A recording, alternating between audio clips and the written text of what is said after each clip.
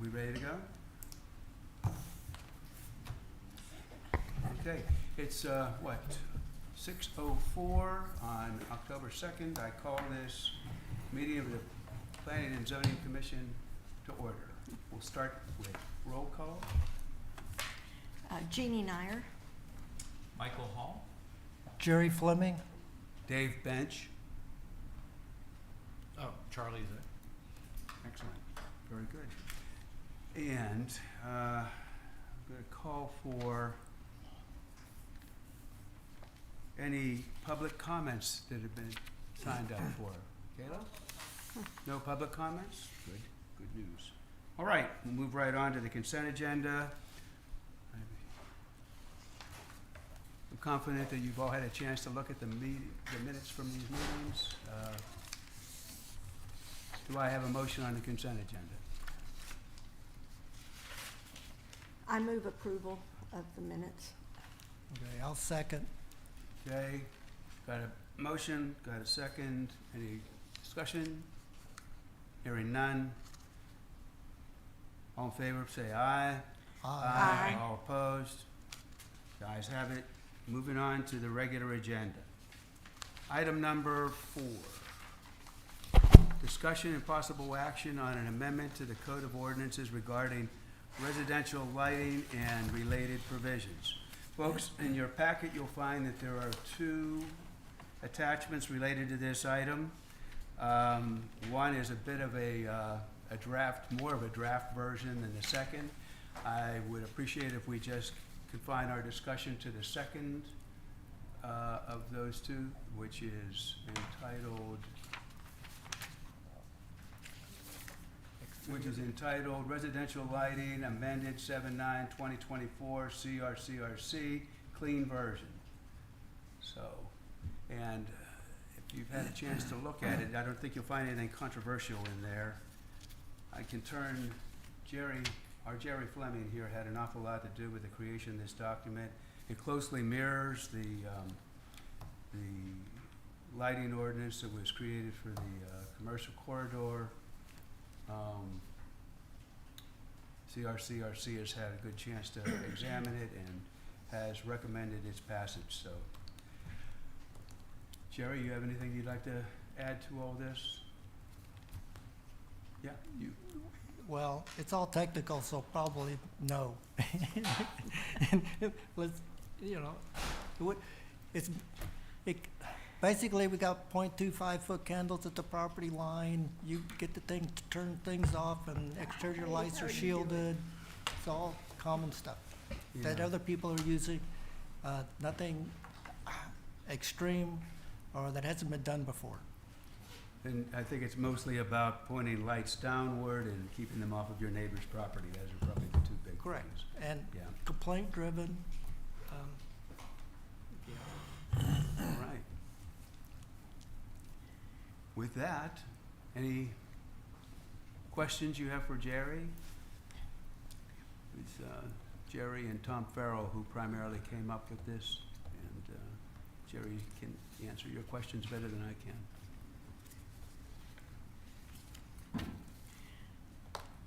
All right, well, I'm going to make a, Sorry, excuse me? I was waiting to see if anyone else had any. I'm pulling up my notes. Okay. Yeah, I had one question. So, Yeah. like, you know the Costco string light kind of things? The bulbs just hanging? String It of seems lights? like this would be not allowed under this. You know how people hang the lights? Like, in my yard, I had 7 or 8 sets of them in different areas. It's like Christmas lights, but they're just exposed bulbs. So it seems like this would not be permitted. Well, now, You know, just in the trees.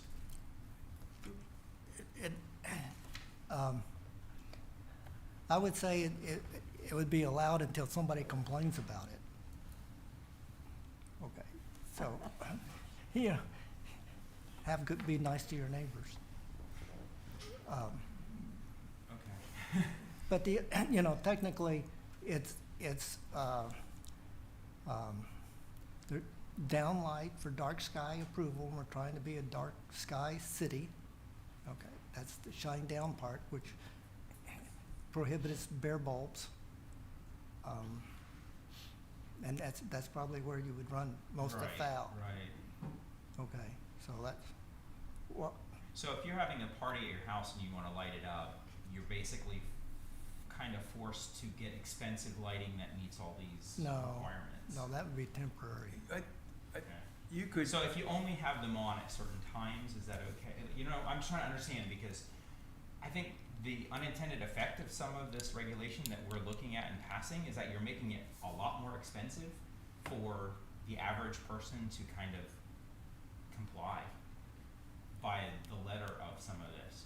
And I understand on like the commercial side, it makes total sense because it's typically new construction and, you know, they're not, you know, or they should be held to a little bit maybe a higher standard. But things like Christmas lights and these like area lights that are literally for a certain effect, I think, you know, Yeah. are gonna be kind of not allowed under this. Well, I think that if you look at exemptions number 7 and 8, excuse me, no, 8 and 9, there's seasonal decorations with lights in place illuminated no longer than 60 days, and other temporary uses approved by city council, festivals, carnivals, fairs, nighttime construction. I think that to some extent that those give you what you want as far as being able to have a party or whatever. I wouldn't read it that way, but it seems open to interpretation. But you know, these are kind of lights that hang and are basically for the purpose of giving light at those times it's needed, and they're usually turned on only for those kind of things. But it doesn't seem like they're actually allowed in this ordinance, Well, which what is if- my Could you concern. recommend What it? about 5 and 6 on under And I may not have- B, under B, Uh-huh. 5 and 6? Would you like to recommend an amendment? Well, I'm just getting input because like I like these lights. I think they're honestly pretty popular. They're like $20 a string at Costco, Yeah, so people yeah. put them up a lot. But they do have like a bare bulb, and that's the effect. I think putting restrictions on the time that they're allowed, or you know, having certain things, or, I think that's fine. I've never gotten a complaint about mine. Sure. I don't typically have them on a ton, but it is just something that reading over this, that jumped to my mind that these kind of like lights, String lights. string lights would not be allowed. They're not holiday lights, but they're almost Yeah, like yeah, it. yeah. But they're meant to be permanent. Like they're put up, but they're only turned on typically at certain. See them like from tree to tree over. Yeah, yonder. exactly, I mean, over- it's like a. Yeah, and I had the comment. I had a few comments, but like landscape lighting isn't really in here. Is that landscape lighting? How is? Would Alex would you like to say something? One, okay. Okay. Sorry. Recognize the person at the Okay, podium. sorry. here. Alex Robinette, 2500 Hatley. Yes, I think under D, number 8, landscape yard lighting. I think that's what this is. It's a landscape light. It looks like it shall not be used after 11 p.m. So maybe it's on a timer, but I think if you're having a party, you're having a party, and I think that's okay, and I think most neighbors understand. But it seems like that might be covered under what you have here. Just Well, that, Yeah, it Yeah, could I be. don't know. I just don't know how to be highlighted that. interpreted, you Yeah. know, but it could definitely be. I just wanted to get that up. you know, it maybe seems disingenuous, but, you know, what Jerry had said was probably right in that, you know, to a large extent, this ordinance is guided by any discomfort that your neighbor feels. And that the neighbor now has an opportunity to be able to complain about a particular thing that they couldn't do before if this ordinance is in place. It's not really a matter of someone coming around and policing to see that whether or not you've got your lights turned on or what kind of light bulbs you're using or any of that. But rather, is this encroaching on your neighbor's property? And if that were the case, then they'd have a recourse. They could say, well, look, it says the ordinance here says is that, you know, they're leaving their lights on all night long, and we don't want that. Yeah, that's Is that- fair. I just, you know, wanted to make sure we kind of have addressed that because I think I'm not the only person that has these. I'm pretty Sure. sure a lot of people have them or might want to put them up at certain areas. Actually, I know a couple neighbors that have them now, similar like over driveways and things like that too.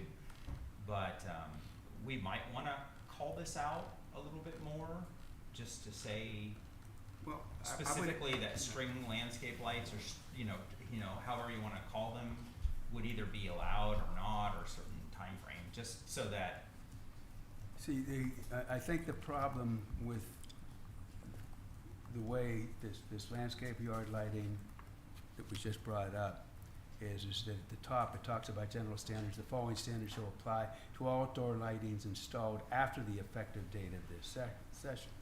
So it doesn't really count if the lights are already installed. It doesn't count it at all. But that's, I don't think, so what we're trying to do is to guide building practices, right? That's, okay, now, if there's something here that we can put into like the exemptions that might be string yard lights provided that they aren't on after 11 o'clock, I think we could entertain that. yeah, We could I put mean, a number, if that's what people want. we I don't can wanna put be a the number only 11 in here. voice, We you can know, do for that. It just Okay. you know, it came up to me when looking at it that It seems to That me might be that they're unintended. covered. with Like- the landscape. Landscape yard lighting well, shall not be used after 11 PM. And what, I do have a question for Jerry. I don't know what 530 lumens means. My headlamp, I use it for trail run. It's 400. This is 400. See? I know, if you turn off the lights, you could probably see it better. No, I can see, yeah. Yeah, so. How if does I- that convert to watts? Or You don't, because with LED, you can get a lot more lumens for the same watts. So you get one square foot away, 1 foot away from a square foot, and that's the light you see on there is the unit. so in the case of string lights, is each bulb a fixture or the whole thing is a fixture? Because if the whole thing is a fixture, I'm quite sure it's over No, that I would lumens. interpret as each bulb, and so that would be a very bright bulb That and would be- string, and then you would run afoul if it gets that bad. Right. To the that- 0.25 foot candle level at the property line. Yeah, and you may run afoul, because I think the party, noise and stuff, supposed to turn off at 10 PM. Yeah, it's not always noise. Like my son uses it for basketball or kicking soccer goals, things like that. Well, if you have So a band. Yeah, it's just kind of Supposed to go off at 10. But in, light, but not necessarily noise all the time. But people's activities may vary. there's a house on Rollingwood that has a string of lights. I'm sure there's There's quite a a few bunch of of them and around all the over. houses, and Like, they keep 'em on all backyards night. probably have them a lot. You just you won't be able to see them from the road. And I get, the But point is, back neighbors would be able to see them. I guess that's kind of my point too. Is like yeah, I just want to know what we're really doing with those because I think that is potentially kind of a larger effect. Well, could we just modify number 8 and say landscape/yard lighting, light fixtures used for illuminating landscape features, including string lights, shall not be used after 11 PM. Individual I would say yes, but again, going up to the top of this section, these standards apply to outdoor lighting installed after the effective date. So it's effectively for new building. But the notion is a good notion, and we could actually copy that text and put it up above, and I think we'd be okay. So what could happen here is that these recommendations could be approved, provided that this amendment be made to the lighting requirement. Meaning no tree lights or no string lights installed after the ordinance? Or Yeah, I we're don't allowing understand them? that. We're allowing them, yeah, we're allowing them. Even those It would be installed after this? It would be a specific exemption, Okay. all right? Is there May something you I- want to add, Yes, I'm Alex? sorry. Alex Robinette, 2500 Hatley. I would say that the way it's written seems a little maybe too intense in terms of like everybody has to turn their lights off if you've built a new house after 11. I think that there are plenty of examples of like lights that are dimmed, that are in the landscape, lighting a walkway or shrubs or, you know, trees or whatever that's done respectfully. So I would hate to like just definitively say nobody can have their lights on, but maybe you have dimming or a change of lumens or something that would allow that. And I also think that somebody mentioned like maybe the backyard is more intrusive to other people's homes than say the front yard or something like that. But it does seem like you need a little bit more nuance to that That's, description. we could compare this, I think, to, you know, the noise ordinance that's already in place for construction, where construction isn't allowed to happen after 7 p.m. because it's a bother to the neighborhood, because of the noise that's generated by construction is a bother to the neighborhood. And nobody generally does anything about it if construction goes after 7 p.m. unless somebody complains about it. And if somebody complains about it, then something is done about it. But having it on the books that this is what the rule is, gives that neighbor that latitude to be able to file the complaint. I would say that because you're making a recommendation for shielded lights, that sort of takes care of the lighting issue after 11 to some degree. But Like, that's not what this is, you know, the question is about lights that aren't shielded. yeah. With this string lights. Well, but it's- you just say, it just said, not you, it just says landscape yard lighting. Is there a definition of what that is? I don't know, did you put one in there, Jerry? I Well, mean, are we it's talking a- like, I would say it's a light The- fixture that's in a tree, shines on a tree or a bush or in the yard and not on the house. okay, but if it's shielded and it's at a certain lumen, is that okay, or it's just lights out, it's dark? Well, it would, I mean, I think Shoot that's them. also potentially dangerous. Like, I have a stone walkway that goes to my Mhm. front patio, and I have down lighting, just like 2 lights, but Right. it's dusk to dawn. They'll turn on and off. Like, I think at like 2 a.m. or something, it turns off, which, you know, I think that's reasonable. I've never had a neighbor complain or anything like that, but it seems like if that's 11 p.m., that would be problematic to me. no, that's number 6 is private walkways. Okay. And, the- so you can keep them on all night. You just can't have them 530 lumens, that has to go down to like 400. Little difference, subtlety. Yeah. It- And again, when it says light fixtures, that's talking about one light fixture. So if I have 2 hanging from a tree, like in different areas to illuminate down, each one would be 385. Is that how a fixture's defined? Like an Well, individual. I would look at the source. You can have twin cone fixtures, you know, that could be bought it as Yeah, one, it's but gonna there's be- 2, you know, so when you combine these guys together, you would look, to me, at the lumens put out by each individual light source, not the combination. So you don't get, you know, 500 here and 500 right next to it. Then what well- about like well, you can't- you motion can't. sensing lighting? Yes, What's that I was, covered under?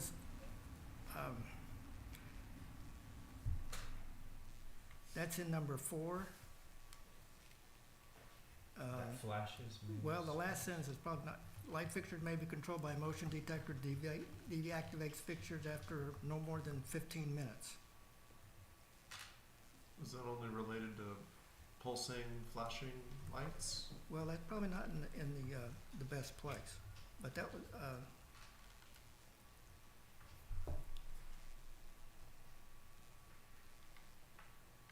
that was in relationship to a temporary thing.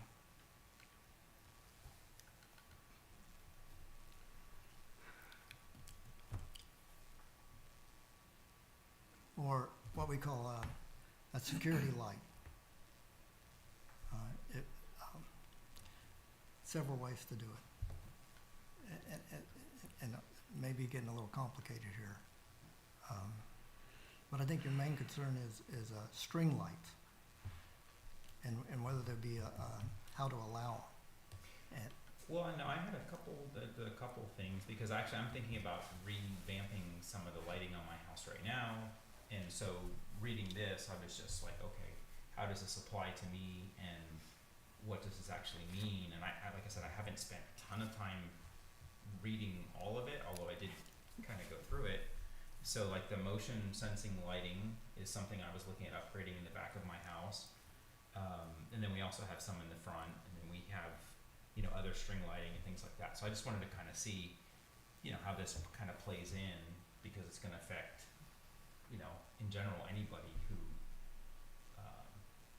upgrades their lighting as well, because that will be put in place after right. ordinance. So I would say this, things you would have to be aware of is exterior lights on the building would be shielded or point, down, so you're not exposed going out everywhere.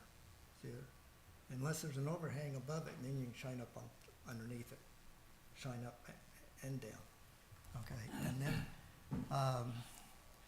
it needs to be, photocell controlled.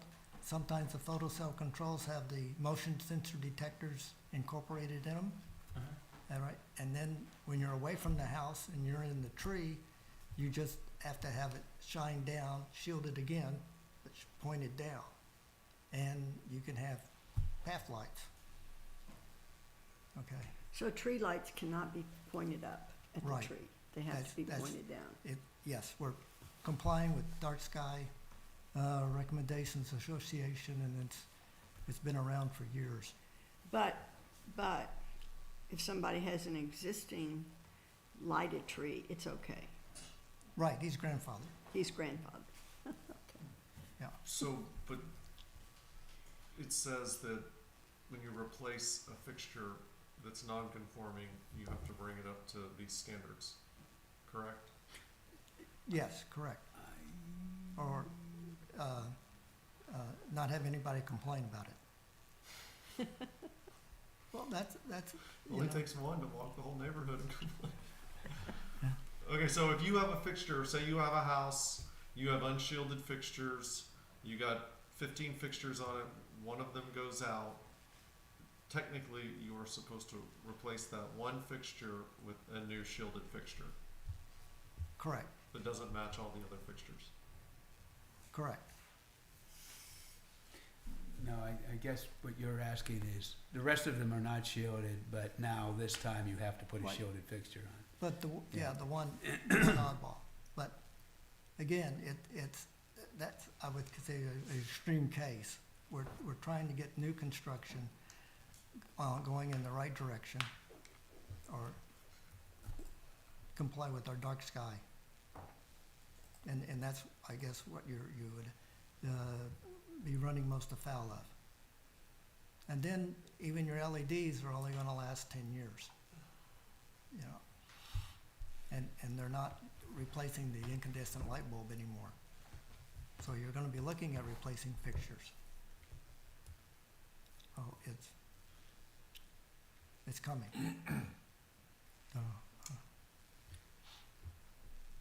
So we can't have lights on the ground that shine up a tree? Correct. No uplighting.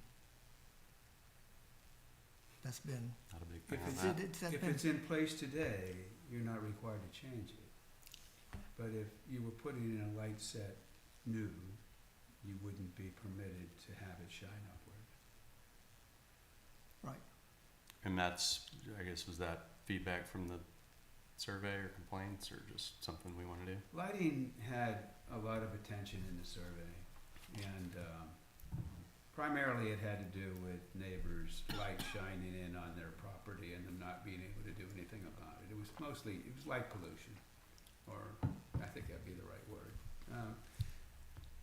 And then there was some interest too in being able to follow the dark skies guidelines, but that's only for people who know about such things or think about it. Yeah, I'm a big fan of uplighting on trees, and I kinda think the dark sky, I know it's a set of guidelines, but in terms of endeavoring towards that, sitting next to the city of Austin, I think is kind of you know, we're not gonna have a dark sky, obviously. I don't know, I like the uplighting personally, but Well, you can I've do never had a complaint canopy about any of lighting mine. without shining lights up into the canopy. sure, I have both, yeah.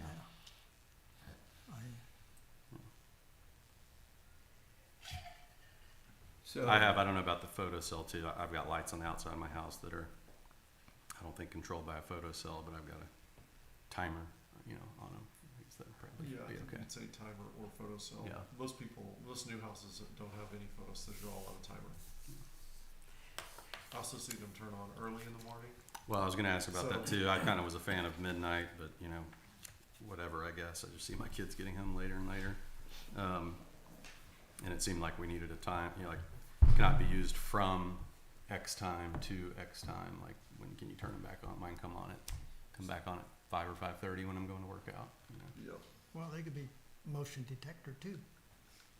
Well, they aren't now. Well, it's And mine are all tied into one system that I installed a couple years ago, so I'm hoping not to redo that.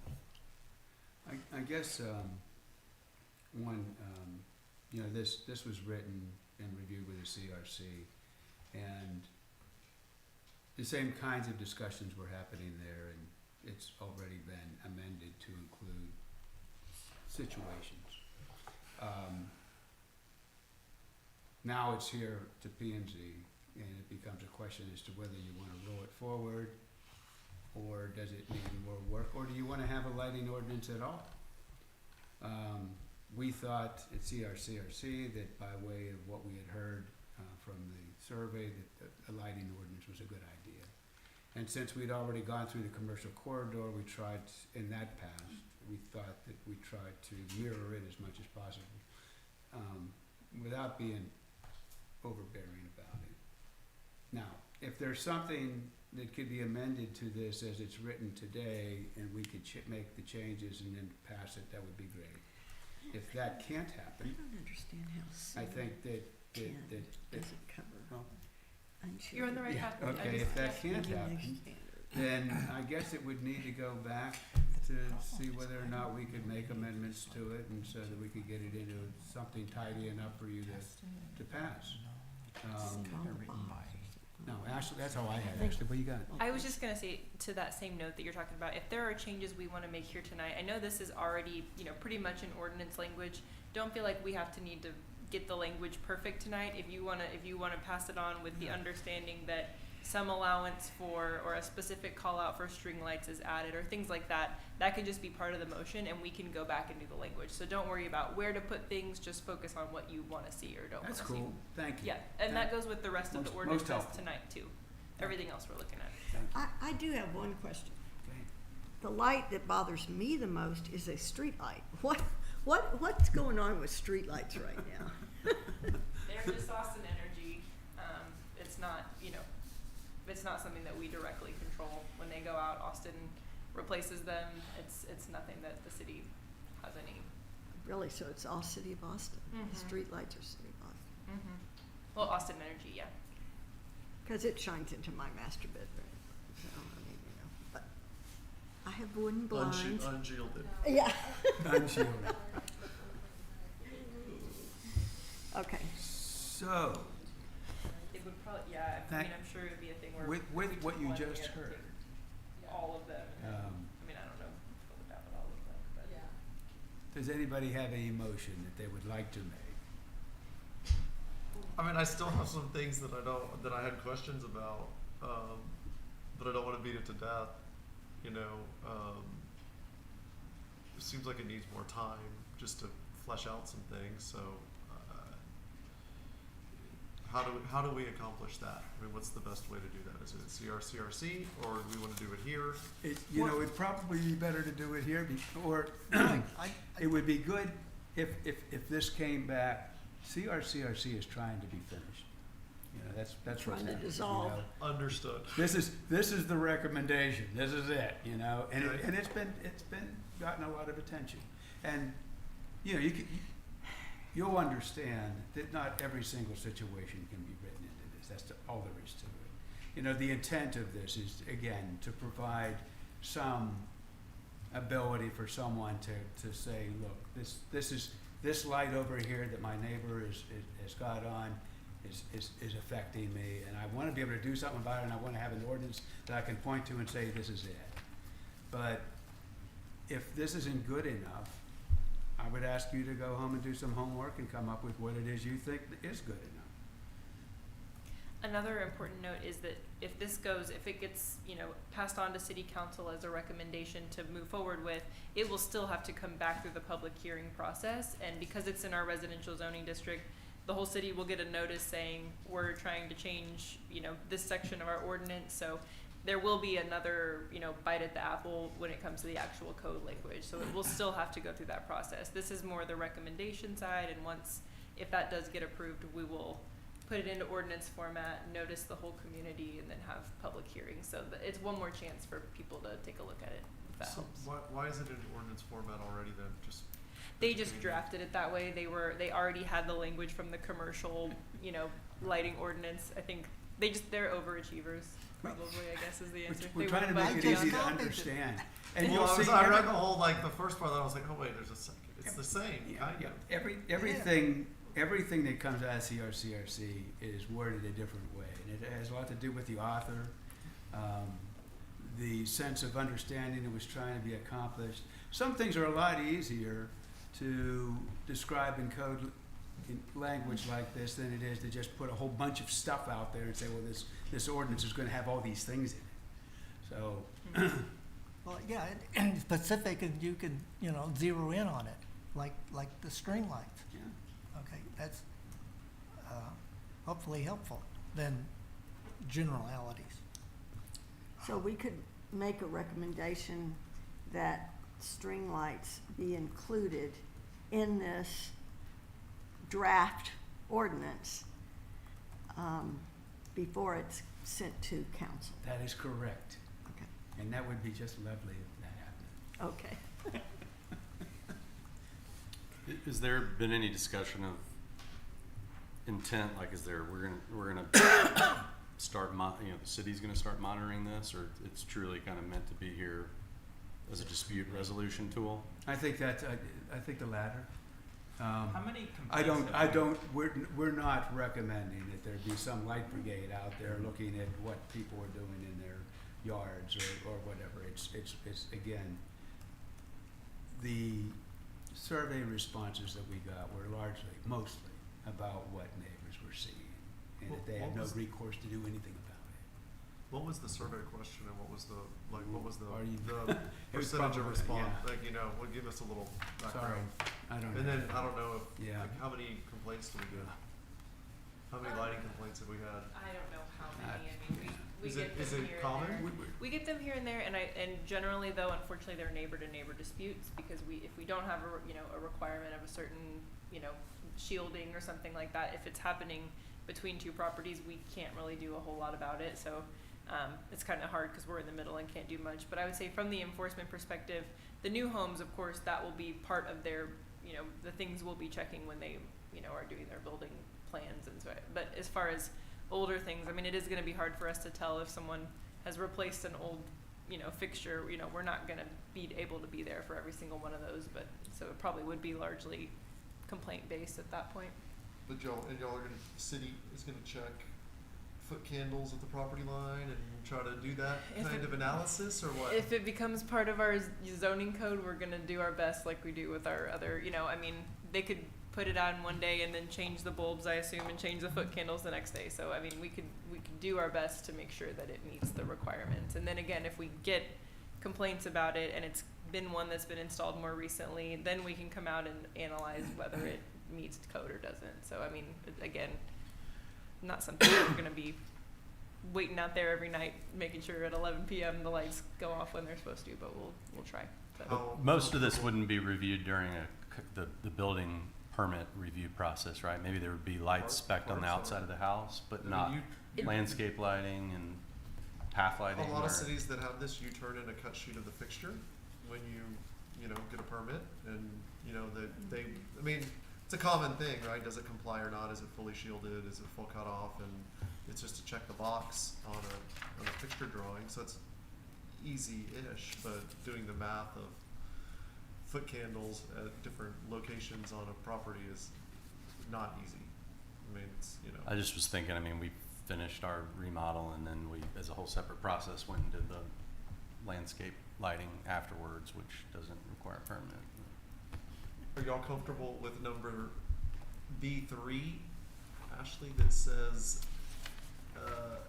does not apply to interior lighting, however, overly bright lighting emitted from a structure subject to this section, if determined by the city administrator, is a nuisance hazard? I think so. I mean, I think it would have to be a pretty extreme case for D interior three, lighting. that's Where- what where are mine you at? says. B3? C3. B3. B3, B three, I thought you said D three. it just seems vague and subjective. Yeah, I mean, it does. The way I would read that is it'd have to be a pretty serious problem. I mean, it'd have to be very, very, sorry, not to get the microphone. It'd have to be a big issue before we were gonna pull that kind of a, I mean, probably multiple complaints or something like that, like kind of like similar to the rest of the issues. How do we get the $2,000 fine? It's kind of steep. Standard, Is that, State law? yeah. that's a state law? I don't know who said that. State law maximum or? That was state law maximum. Did we State law just- maximum under the So we zoning. just took the maximum? Yeah. But what? It was, just copy. But I wanna, respond to Tony. You mentioned about submittals, and I think you asked, and I didn't hear it really well, if they were required or not. Well, And- yeah, and I they- guess is this being amended where if somebody is just doing Yeah, to be. exterior lighting, they gotta get a permit? Well, let me tell you, in number 1, D1, for full disclosure here, I'm gonna say that we're requesting that light fixture submittals be given to the building official, but at the time that she likes to see them, which would be, like you mentioned, the landscaping plan, not exactly with the building plans. Okay, and the intent is to find before you install it, if the fixture is shielded and has the correct lumens. Yeah, I don't think we have a current permit requirement for Well, I know, but it's, landscape lighting, so is that part of this? yes, it's Okay. 1D1. And I just wanna bring that to your attention. Well, that's with a building permit, Yeah, building permit. but I'm saying, So that's for like new construction. if you build a new house, you're certainly gonna have all the Right. lighting specs that are attached to the house. I'm not sure that at a building permit, you're gonna have your whole landscape pathway lighting plan submitted, or Oh, I don't, certainly if have an old house, you're not building a new house and you're Right. just doing lighting, we currently don't have there's no permit associated with that. I'm not familiar with that, if they're even reviewing what they reviewed They during the aren't, landscape there's no, plans. yeah, you don't even submit it. So, you're on your own and have to wait till somebody complains. Which is, yeah, I guess, Good. depends how much people are gonna know about this. If somebody goes and spends, I don't know what it costs, but This, a bunch of money with uplights and downlights and the setback and whatnot, and then Well, that's find what I out. like about submittals. You catch it before you. Yeah, well, that's what I'm install it. asking. We don't have that right now, so that might be Right. something you'd wanna think about. okay. I was just gonna give one quick response to, the question itself was, should we examine some aspects of dark sky initiative in our residential code that may include exterior and landscape lighting? 56% of the people said yes, and 41% said no. And our conclusion was that there wasn't sufficient interest in a dark sky community, but there was a recommendation for best practice approach to just deal with some of the larger issues of lights that, shine into somebody's house. There wasn't, a lot of stuff regarding landscape lighting per se. It was really just about impacting people's ability to sleep. So, Right. By the way, this one was supposed to be an easy one. We are on number 4 right now. So, either we move forward with this or we don't. My preference naturally would be to move forward with it with whatever amendment needs to be added to it or whatever additional concern needs to be addressed within the text before it goes to city council and,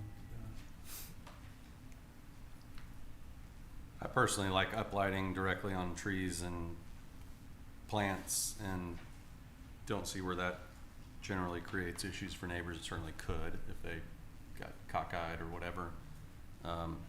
But y'all have discussed this a lot and there's, whatever, 6 of y'all, and I don't know if anybody else has any opinion on that. I'm gonna be highly non-conforming that. Yeah, I Well- tend to well, agree. that- I like the uplighting too. that- I know several new homes that have just been built that have uplighting in the trees, including, I think people start with smaller trees that you can't put a light in the tree, and they uplight it. It's a standardish practice for better or worse. I'm just saying it happens. So Well, I think what the lumen limit will eliminate some objections or overlighting on that. It has to be turned off at some point. Wow. Okay. okay. I think we have an ordinance or a recommendation is before us. There is concern about string lightings and that it may need to be included in the exemptions. And am I hearing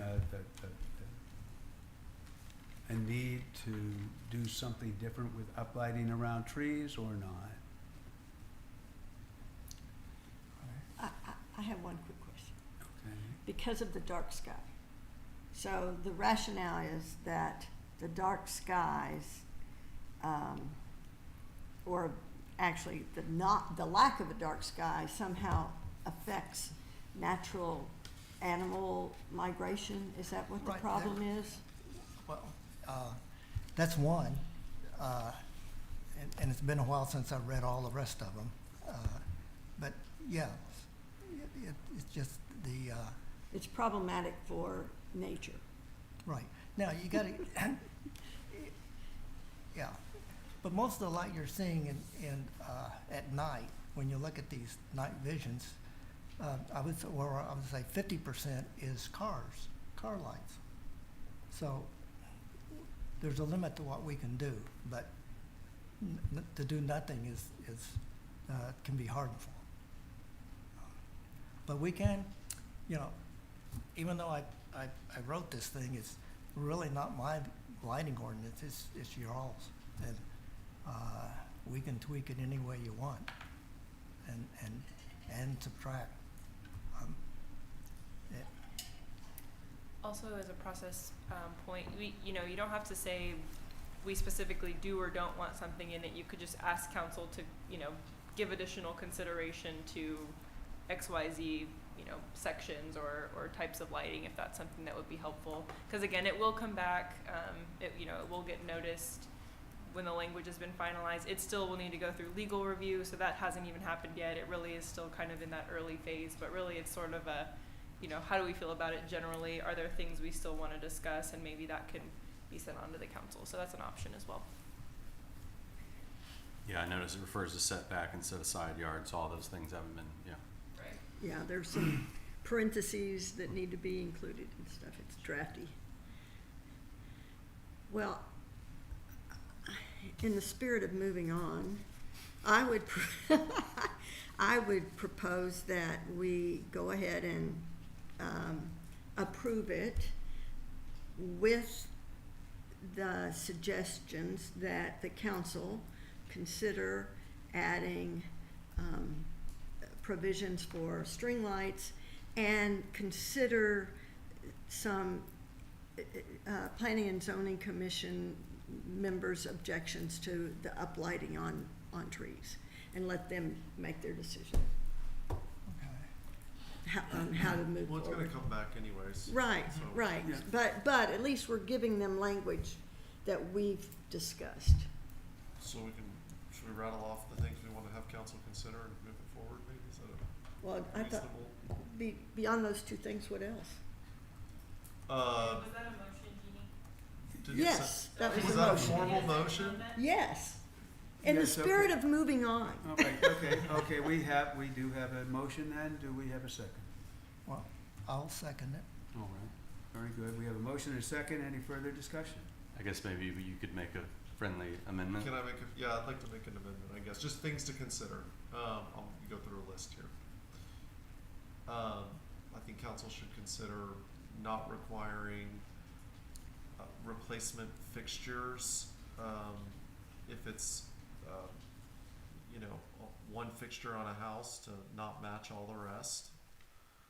I think, I don't know where the 3,000 Kelvin came from, and I'm not 100% sure, but I believe most of the landscape lighting professionals like actually 4,000 or 5,000 Kelvin because it's closer to mood lighting, if I'm not mistaken. So I don't, but I trust Jerry, you did some work on that, but I think it would just be worth checking. Timers in lieu of photocells, because I think that's what you see on most new construction. Clean up the language on setback lighting. To say side yards, and consider a more reasonable fine. What would that be? Couple $100 a day.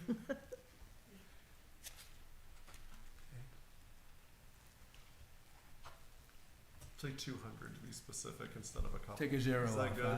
Yeah, take a zero. Let's take a zero off. Lose the comma.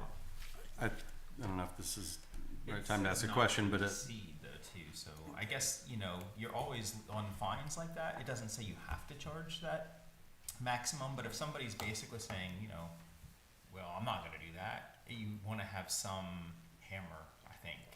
So I kinda do understand why they use that language, like not to exceed and then put a kinda high number that nobody would typically feel reasonable for someone who's actually trying to work with them, but I'm not that passionate about the fine.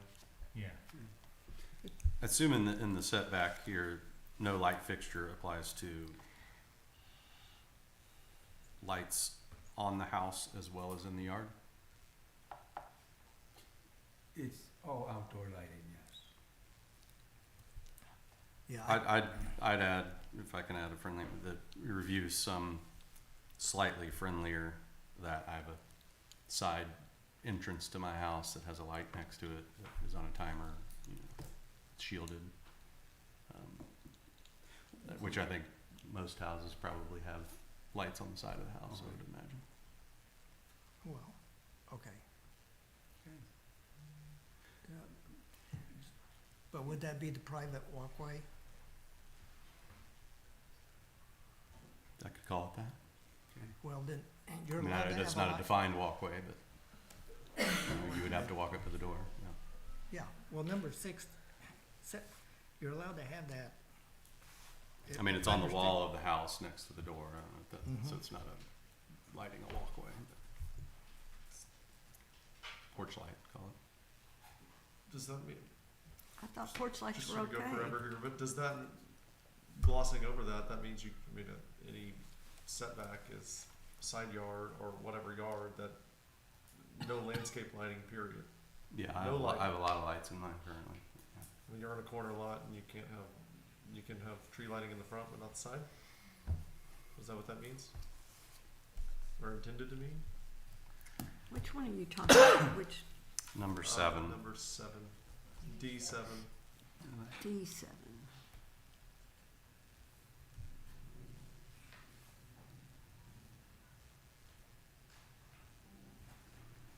Okay. Well, the history of this is, if I can remember, 6 months ago, it was Westlake. And so it seemed residential oriented to me, and I adopted it. The main thing is when you get close to the setback, you're getting close to your neighbor. And again, some of these light fixtures, if they're motion detector, they're only on for a few minutes and then they go off. I actually like number 7.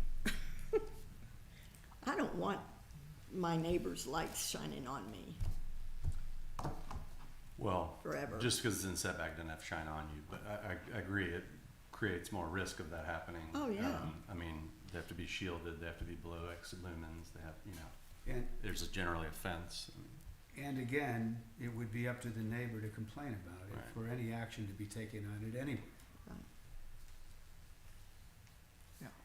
Well, or if they were, Or If they're anyone building. lighting. we noticed they were Yeah, installed. yeah, they were, also yeah.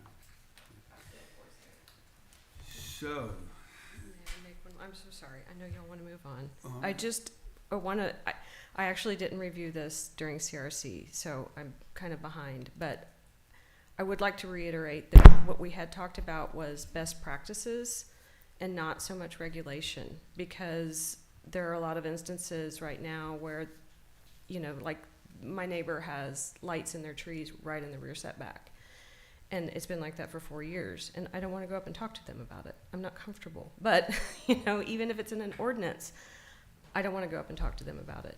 I just live with it. But I do think that if Rolling Wood sent out just a flyer, and with each person that's building a new house that makes these recommendations rather than codifying it, that was always what I thought we were headed towards.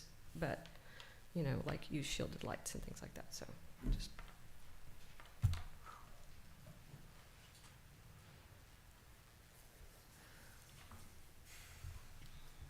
Well, you want to amend your, or restate Okay. your amendment, your friendly All right. amendment, because I got lost. Sounds great. Sorry, that's my fault. I think Tony was the last one. Tony has to try to get through all of I them. tried to write them all down. We have a I was motion. trying to We have a grab Review the motion. Kelvins, yeah. we have a motion, we have a second, we have friendly amendment to a second. We have some additional language that we would like communicated to city council. I think we would need to make sure you approve of the friendly amendments, and then the second also approves. If everything was discussed, we captured them, so if everyone's okay with those, we'll make that part of the motion. I'm okay with it. All right, I'm okay. all right. Okay. All in favor say aye. Aye. Aye. All opposed? The ayes have it. Move on. We're already on regular agenda item number 5. Discussion and possible action on an amendment to the Code of Ordinances regarding connecting driveways. This one's mine, and you've seen it before. We had already passed this, we had passed a similar recommendation here 5 months ago. When it went to city council, one council person objected to it in that that person had spoken with someone from TxDOT who said that, quote, "this is not a good idea." Nothing more than that. So I went back and thought about this some more, and I thought, well, look, there are people who I think really do need to be able to do this for safety reasons. So rather than just make it an ordinance that generally sticks out and says, well, you're allowed to do this. Currently, the ordinance says you're not allowed to do it, but what I would like to put in place is the special exception that would be that if you could demonstrate that there is actually a safety issue present, that safety issue could be mitigated by allowing a connecting driveway. It can go to the Board of Adjustment, and the Board of Adjustment now has something that they can look at and say, yes, we can do this. The issue in the past has been that whenever this goes to the Board of Adjustment, the Board of Adjustment says, there's no hardship here, so therefore we can't approve it. There's the ordinance says you can't have it. What I'm wanting to do is effectively give the Board of Adjustment the authority to be able to make a decision on it, given the circumstances that are being considered. And they can make the decision whether or not it is indeed a safety concern. Exactly that. So, I mean, at least you have a fighting chance. Right now, you can't do it, period, ever. So I just have one question. Yeah, Is it the authority of the P and Z to make recommendations that create special exceptions that then go to council? sure. Is it? It is, all right. If You it's in bet. the zoning code, it's Yeah, sure. Okay, This will go into the code. right, but still, Yeah, it's- yeah. council has to approve it, but, well, that sounds good to me. And And I'll say- remind me of the 30 feet. I remember we discussed this. Would that come from police? That was, this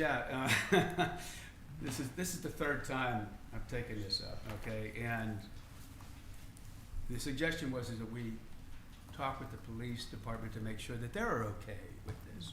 So I had some discussion with Chief Munoz, and she suggested, and she went and she looked at what the state does around it, and they require 30 feet back from the intersection, or from the sign that's posted there, stop sign, for instance. I said, well, we can do that, and we even talked about the one situation that is across the street from me, where the people got turned down, and whether or not that's even possible that you could get 30 feet back. And I measured it out, and sure enough, you can. You could do this, you know. So that was where the 30 feet came from. I think that's a kind of a standard in Texas. What's the 30 feet from the property line to the curb? Curb. The curb. Corner, yeah. The corner, yeah. I'll say too that this is again straight from CRCRC, so it has not been fully legally reviewed yet. So I believe legal will want to make sure that there are objective criteria for the special exception. Right. And so, you know, moving forward with this would mean that they could then start their review, and assuming council is interested in moving forward on that path. So just FYI, it may not be, you know, the language in this one's not quite as, you know, built out as it had been in the previous.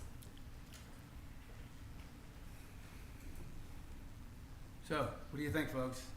I'm fine with it. I've generally been Okay. not as opposed to this concept as Okay. some people. I think it has public support. So, okay. We used to get, these have come in front of planning and zoning before, and Yeah, we've approved some and we've That's denied right. some. Yeah, you approved something that was more liberal than this, you're right. so. So, may I have a motion? I will make a motion that we send this forward to see if council would like to consider and have legal flesh it out. Good. Okay, we have a motion. Do we have a second? I'll second it. All right, we have a motion, we have a second. Any further discussion? Hearing none. All in favor say aye. Aye. All opposed? Ayes carry. Now we're moving. Okay, discussion and possible action on an amendment to the Code of Ordinances regarding residential fence height and related provisions. This also comes from CRCRC. And you'll find in your packet the CRCRC fence recommendation. Hopefully you've had a chance to look this over. Yeah, I've got a couple things I was gonna note. Okay. I know currently there's no limitation on the height of a fence, other than you have to have it engineered above 6 feet. You know, there are some heavily sloped lots where, you know, again, maybe there's a special exception concept there. I would say that the one general comment I have is the fence 6 feet from natural grade, you know, you can picture the houses that slope. And I would say more common now and more attractive personally to me is, you know, stair-stepped versus, you know, a picket fence that flows all the way down. And I would assume that would create, even if the fence is generally 6 feet tall, that it would create some situations where it may be taller than 6 feet at a given point if you're stair-stepping. So I don't know if there's a way to give, you know, I don't know, you can have a 6 feet fence, you know, but it can not exceed more than 6.5, 7 feet from natural grade or something like that, just to allow some flexibility Sure, to step yeah. it down. I'm picturing the same neighbor across the street from you that you're talking about. I don't have any idea how tall that is, but on Edge Grove, how it steps Yeah. down, I would imagine there's points where it's 6 feet and points where it's higher. That was my thought. Would you propose some language that could be fit into this that would? Well, I haven't really looked at drawings and thought it out. I just thought, would another foot give it some flexibility to do that? Or the problem, I guess, then is, then you can build if you got a flat lot, you can build 7 feet. I think. I don't want to, City I'm just has trying to language. do it simply without overcomplicating. I think you can say an average, but not to exceed 7 or whatever at the highest point. Get you there, something like that.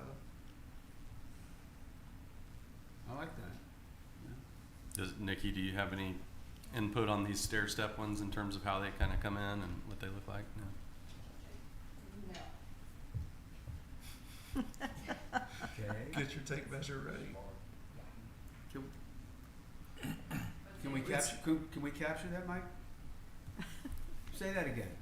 So the, I think what City of Austin, I think, addresses this in some form or fashion, but I think it says that you can go to 7 feet, but the average has to be 6 or something, which means that, you know, so I mean, that means you're gonna be 7 to 5 or Yeah. you know, you just have to play with the heights. You can go from 6'6" to 5'6" or whatever it is. But they give you a foot extra, I believe, from their standard 6 feet. That's the concept of what I was picturing, yeah. so, I had a question about oh, materiality. Do we have latitude to enforce what these fences are made of? Or can someone just build a fence out of whatever?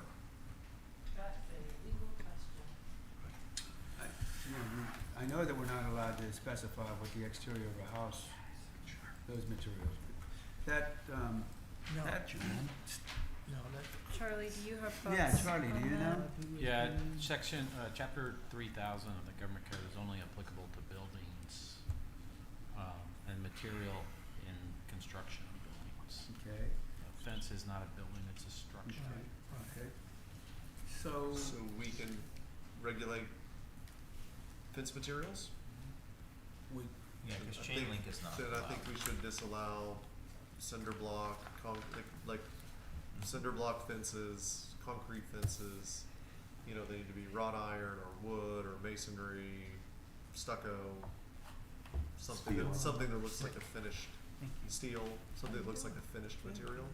ooh, yeah, now it gets aesthetic. It, you know, I was sentenced to Midland for 6 years.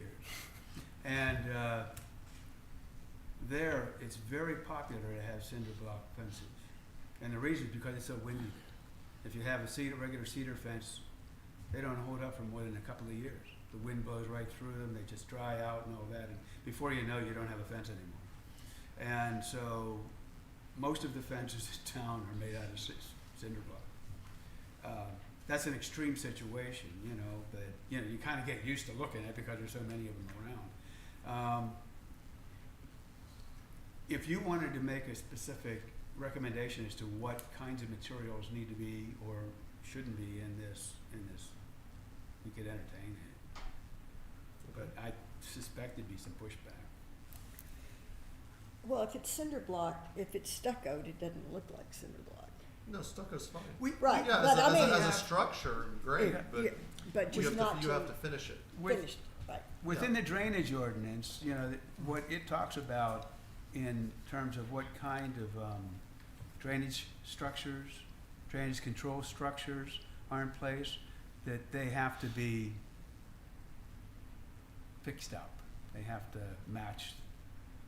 And I wonder if we could use some of the same kind of language here. Because a lot of those drainage structures are just made out of concrete or even cinder block. And if we just use similar language, would that be satisfactory? Sure.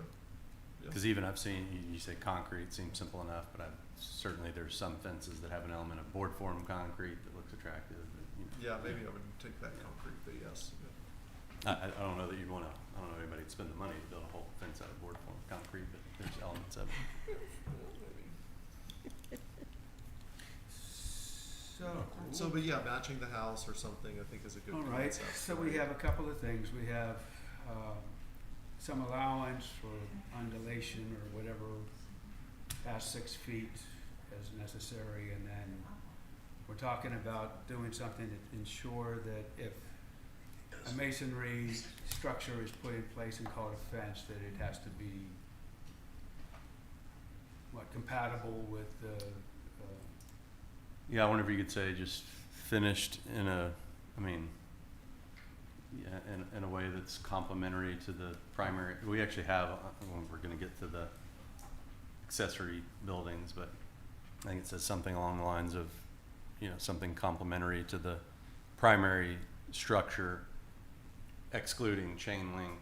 I don't know, maybe Yeah, I just think pick a we're- couple, yeah, I mean, I think yeah. we're gonna I think it's exclude easier to chain link. exclude a couple things than Yeah. to try to, Well, the chain link exclusion is already in the ordinance. okay. You know, there thought we is- had that, yeah. There's, we're talking, this is primarily around height, you know, and, you know, chain link has always been. Well, maybe it's simple just to exclude. I would also, chain on the link 8 and- feet, I would incorporate the same concept of stair step on the 6 and 8. You know, so that you can engineer an 8-foot fence, but it needs to be an average of 8 feet. It could be a little above in a spot. That'd be my proposal. All right. So, okay, so now this is, of course, this is a fence height recommendation. And we're talking about what it's made of too. I mean, so it may need to fall outside of this. It may be a separate recommendation, or actually maybe you can help me with this, but you know, the way this is written, it is a height recommendation. If we do talk about the materials, do we need to have a separate thing about that? We do say regarding residential fence height and related provisions, so I think I might consider that to be only height. Perhaps we would need to bring back any additional Thank you. recommendations. Okay, just want to be clear. All right. So, based on what we've just discussed, can we get a motion? It's purely around height. No, I think in related. No, it's still fence height and related, so I believe we would, I can ask our city attorney maybe if he would agree with that, but I believe that since it says fence height and related, we would need to keep it related to height. Oh, height, Okay, okay. only height. I thought we were relating it to fence. Fence height. Fence height and Height, related. height, okay. There's And, nothing that. and we're still, Let me ask this, would we be allowed to, as a separate motion, talk about fence materials? It's not on we the could- agenda. It's not on. talk about that another time. So Next time. essentially, We can put it we on the ha- agenda this next is time. just- Just height. And so we already have some provisions around aesthetics, but we could review those at a different time if we wanted to put that on an agenda later. Yeah. so Alright. essentially, we're just saying nothing above 6 feet from the natural grade right now, whereas before it was possible. Sure. There were no limitations before Yeah, there's other no, than there's engineering. no limit, yeah. Okay. Well, and just to be clear, if we had a successful motion now, it would be to send it to city council. That's for- correct. I'll make a motion that we send this forward to city council with a conceptual amendment to allow for stair stepping a fence in the context of sloping along the fence line. Something possibly in concept with what the city of Austin does, whereby the average of height of the fence does not exceed 6 feet, with some allowance for up to 7 feet in certain spots, with the same concept applying to the 8-foot limitation on a sloped fence line as well. We have that, Michaela? We do. All right. Okay, we have a motion. Do we have a second? Second. Good, all right. We have a motion and a second. Any further discussion? Could I just get a quick clarification? So currently they're allowed to be up to 6 feet and 11 inches before going to the Board of, or 7 feet and 11 inches, it looks like, based on the recommendation. So Mhm. where is the average of 7 feet coming in? Because if they could be, Mm. right now, they could be 7 feet all the way across, and as long as they're engineered, that would be okay, it appears. If it exceeds 6 feet, all it was required is engineering approval, and then if it exceeds 8 feet, then we go into other That's a good special call. approvals, so. So, do we feel there's been a problem with things like 6 to 8 feet? I think that's been a pretty common height among a No, lot I of think neighbors. it's getting the ones that are over 8 feet. Yeah. So I guess the reason I'm asking is, it seems like this is now down to 6, and I feel Well, like, it's actually. No, I think it's yeah. 8. I think we misread it. Yeah, I misread it. It's always been 6 feet because and what above. Mr. Stein just read into the record sounded a lot like 6. Yeah, I misread it. That was a user error. Okay, so then do you need the exception to go above 8 on a stair step That's- lot, or is that adequate? It's just a I don't have maximum of 8? yeah, I don't have a strong feeling about that part of it. Seems like 8's enough. Yeah. I don't know. This is my personal Well, we opinion. provide that, and that if it's not enough, you can go to the Board of Adjustment and make your case. And there may be a case. Yeah. Actually, I can imagine several Right. cases, but, yeah, Yeah, no, that's my fault. Total misread. I would agree. I think we send this forward and, well, you want me to make a new motion? Could you withdraw, did you have a I'll motion? withdraw my motion. Okay. And we'll just make a new motion if that's. all right. Try it again, Tony. I'll make a new motion that we approve sending this forward to council, and then hopefully legal with, a review of objectivity around whatever special exception we may ultimately generate. Second. All right, we have a motion, we have a second. Any further discussion? All right, hearing none. All in favor, say aye. Aye. All opposed? Me. Opposed? Opposed, okay. 2 of us. All right, we have what? 4, 5 to 2. Was it just, Yeah. If that motion carries, 5 to 2. All right.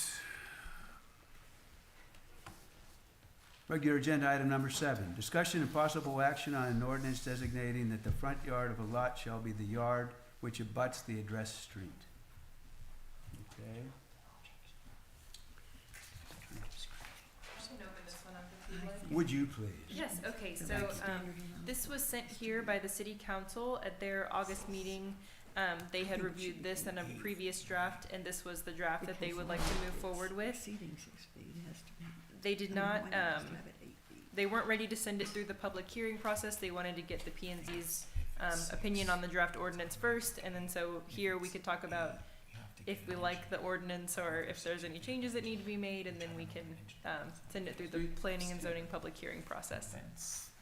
Excuse me. Well, to me, there's just, Is there need to be a, excuse me, there's not enough language to distinguish when 8 fits. excuse me, Sorry. is there a discussion we need to have?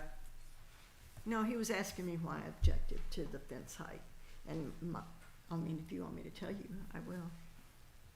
Well, We we are probably, on to we another probably got it agenda in the item. record, so Yeah. it's probably on already. So, I think we're okay. Unless we have to reopen it up, I don't think so. all right. Okay, you were saying, Yes, so this ordinance was sent here by the city council to review. It had been prior, it had come before P and Z once already, I believe. And then they had talked about it and incorporated some of the comments that were made at P and Z. It's now back before you, to decide if we think it's ready for the public hearing process. And if so, we can talk about how quickly it needs to go through that process.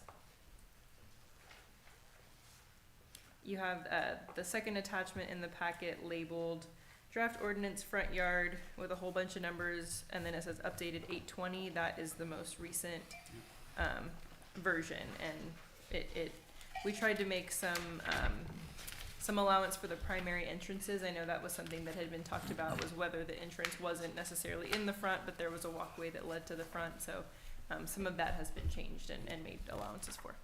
thank you very much. I think this is great, what has happened to this, so.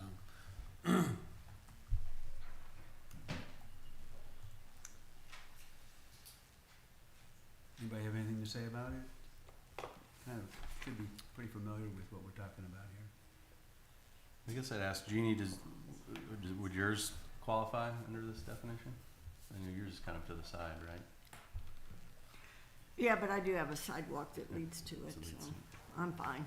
I've read through it and I know that, Amy had some objections and Brooke had addressed them and, I read through what Brooke had revised and I'm totally in favor of the way it's currently drafted. The primary issue here, right, is to, there's been problems with the flipped address, Yeah. where then all of a sudden your front becomes somebody else's side or rear, and so it like creates a problem on these weird little blocks that we have where Mhm. that's possible. So it's more like a corner lot issue. Is that right? Or I think or it's a primarily, yes, it or a is. rear back issue. It's if we a have any. corner lot issue, yeah. Do we have many of those that remain that don't have designated addresses? I guess is that this is the problem, is if you can have a designated address but still replat to flip your front. What does it take to have a front flip? Does it have to be replatted? There's no replat requirement, but I think what we're seeing is people build their home a certain way and then come to council. It's a council approval is all that it takes for an address change right now. In the past, it had been done by replat on occasion, so not sure, why it was done certain ways at that time, but currently we have a process in our code for the city council approving that. What I think was happening was people are building it a certain way and then coming to council and say, but I built my front door on this other side, now I need to turn my house. And when they do that, it affects, they may, we have portions where it talks about if two lots form a block and their rears abut each other, it changes the side setbacks on the lots. And so when they change their orientation, it could possibly change the neighbor's orientation as well, or their ability to have setbacks to a certain side. So I think the goal of this was, when you're building, basically you need to come to the council before you start building and you submit all your plans if you want to change your address, because you're gonna have to build your primary entrance on the front, what is currently facing the street. So, Mr. Stein, do you mind if I take a look at the language since you have a copy? I understand wanting to make sure we restrict the front. I think the part that I feel like is, like, I feel like it's a silly architectural requirement to tell somebody where their primary entrance needs to be. Like, I could have my front door be behind my house. You have to take a long walk and go all the way around it. Why do any of us care if they want to design it that way? That's my biggest thing. It's like, I don't know why we would mess with primary entrances. If you want to restrict where people's front yards are, I think that makes sense, and like holding them to whatever their address is. If they want to switch their address, fine. But if they wanted to enter, like, their front door is over by their garage and their garage is a side entry garage, I don't really have a problem with that. I don't know why we would want to get into the business of telling people how they have to design their homes. I think another important issue that came up throughout this was the emergency services. So that's another, reason that people often bring to city council is, I need this to be safe. If they need to find my home and the front looks like it's over here and it, if it's on a corner street, it can cause issues for them trying to access it, as well as, mail delivery, anything like that. That's another reason that's been brought up. And so I think the goal is to make sure that the distinguishable front of the home faces the street that is on, so that way for emergency services particularly, it's, can be found. We had. It does say or shall be accessible with physical features. Maybe that would be a pattern. I had some discussion with Fire Marshal Lacey here some time ago, and he remarked that the primary visual cue for the fire department Thanks for letting me is the take front that. of the house, or the entrance to the house. And that's what they're looking for when they're going down the street. They're not reading the numbers. The first thing they're looking for is the front of the house, and then they're looking at the numbers. We I are thought talking that about. the whole purpose of this was to prevent people from building in such a way that they're taking advantage of side setbacks versus front setbacks, and basically trying to work around the building code. And that's what this is really preventing, is people taking advantage of the building code. It's not trying to dictate where your front door is. It's, if you want your front door on Edge Grove, then it still needs to be 30 feet from the front. You know, the front setback should be 30 feet, so I think it's really more to ensure compliance with the codes. Yeah, I think that's, I agree with that. And I think that's what's being achieved with the definitional change on front yard. My concern is just this whole section about primary entrances to me seems like it's gonna be a source of potential dispute and like. Does front yard solve it? Yeah, I mean, like, so I can imagine like a modern designed home that has its front like kind of turned, like the entrance. I mean, mine doesn't face directly to the street. It's like a vestibule that you enter like this. So, I mean, it's at the front, but like, is somebody gonna be like, oh, well, that doesn't technically face the front. It's 90 degrees to the front. Like, it just seems silly to me to be talking about the entrances. Now, maybe to your point, it needs to be readily identifiable how to get into the person's home for the fire department. I don't know that that's been an issue, though. It has. And so, it has? Oh, okay. So, And if, is there a Brown, good example? Brown, this language regarding the primary entrance came from P&Z. This first came to P&Z without that language.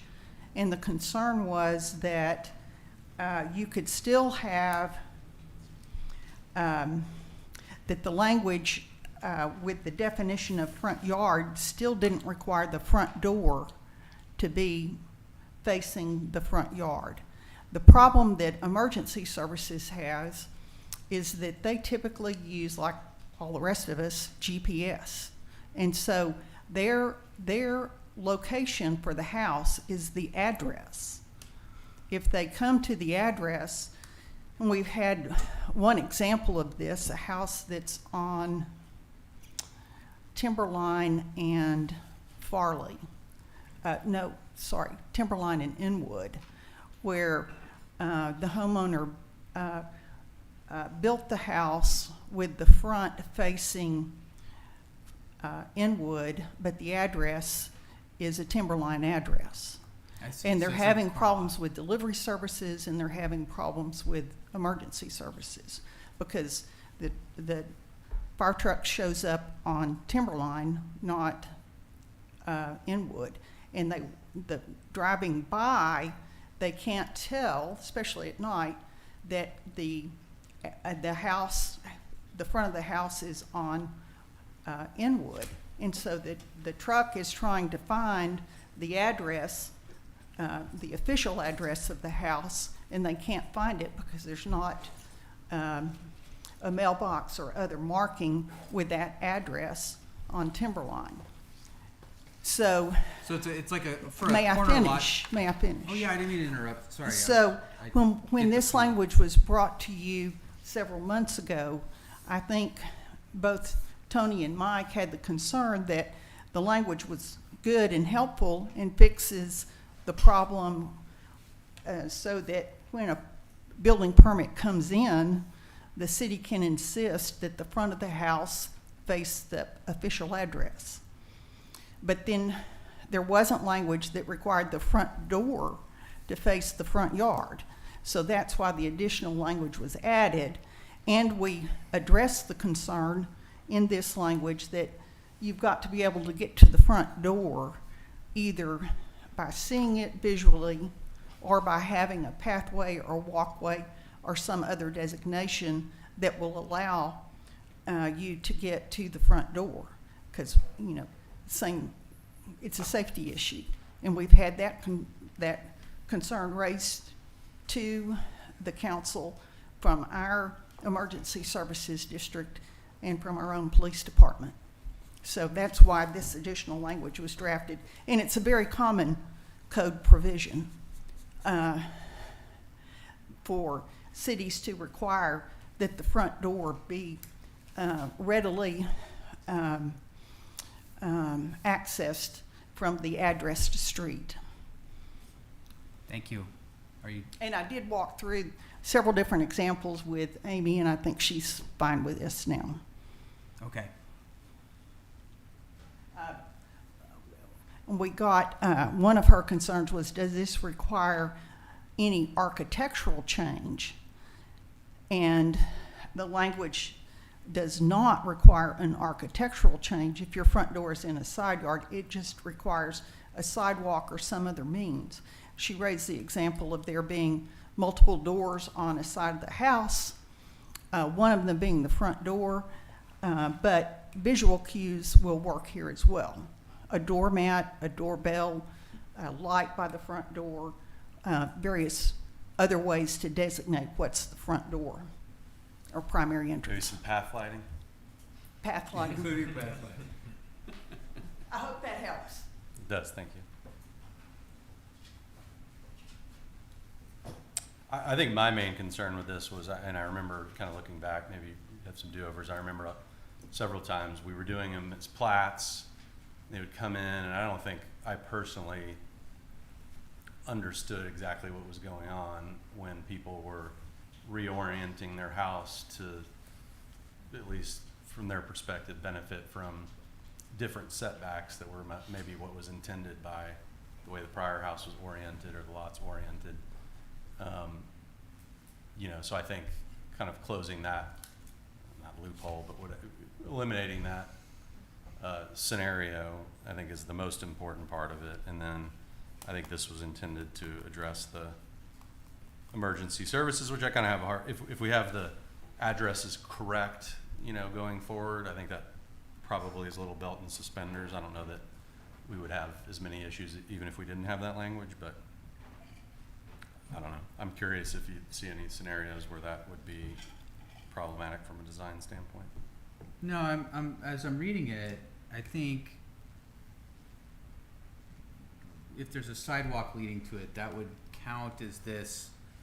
So the operative language that gets like some of this addressed is, or shall be accessible from the address street of the lot and have physical features that clearly identify the location of the primary entrance of the dwelling and that are readily visible from the address street of the lot. This is just, I get it. I think that still works.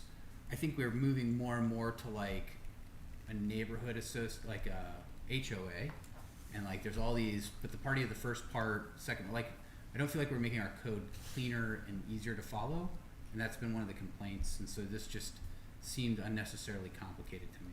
That's my pushback on it. But if we've had some safety concerns, I am pro safety. I don't want anybody getting hurt. I don't want there to be fires. So, I don't know. Just seems complicated. You've got a cool modern design home, you know? Yeah, that's right. I just wanted there to make sure there's we're not putting limits on what people can do from a design creativity standpoint. The front walk goes right up there to the front door, That makes sense. right That to makes the front. sense, yeah. And I do have a I know pers- how I to have a- find you. I have a personal story, but I'm not gonna relate it right now, Okay. okay? But in fact, I have genuine interest in this as a corner lot person. You're a corner lot person. I I'm not a corner lot person. am, okay? I have no interest in this. I mean, I'm interested. No self-interest. How about that? Okay. All right, do we have a motion on this? Or do we need to talk some more?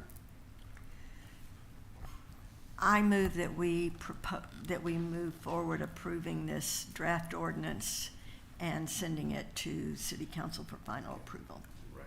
We have a motion, do we have a second? I second the motion. All right, good. We have a motion and a second. Is there any additional discussion? Quick note, it will actually just go straight into the public hearing process. So council's already reviewed it, it's good to go. We'll just send it through public hearing. Okay, thank you. Thanks for that. Yeah. Good. All right. I'd like a more conservative version that's just restricting where your front address can be without getting into the entrances thing, because I just see some unforeseen consequences with language that's this complicated. So I'll probably be against section 10774. But with respect, of course. And because I am still pro-safety, so. It didn't change in the last 2 minutes. All right. I continue to be pro-safety. Fantastic. Any further discussion? Okay, hearing none. All in favor, say aye. Aye. Aye. All opposed? Nay. Okay. We carry 6-1. Motion passes. Thank you. Move along. Probably the star of the show. Discussion and possible action regarding the late CRCRC additions, if any, to its residential building heights proposal. What you have is the draft building heights proposal that you had a chance to look at during our joint CRCRC, P&Z, and City Council meeting on September 4th. No changes have been made to that document, and it still stands as the CRCRC recommended go forward recommendation.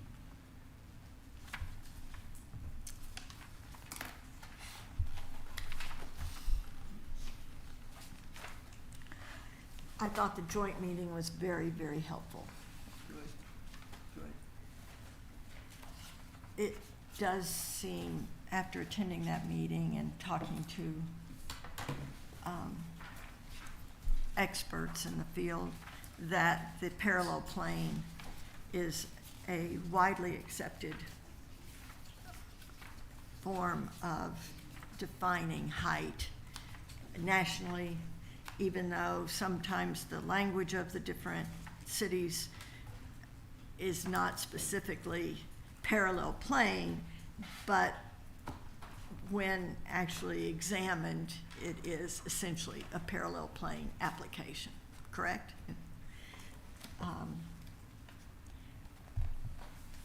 I don't personally have any objections to the proposed ordinance. Well, I got a couple tweaks to make, but if we have general discussion, it can wait.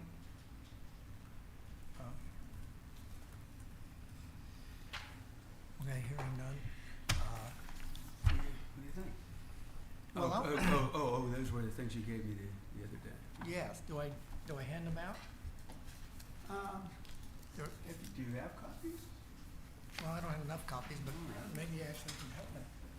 It's just, But it's mostly language, isn't it, Jerry? It's just language. so we don't need it? I think you can read it, or make point out what your suggestions are with regard to this. I think you're talking about, All right, good.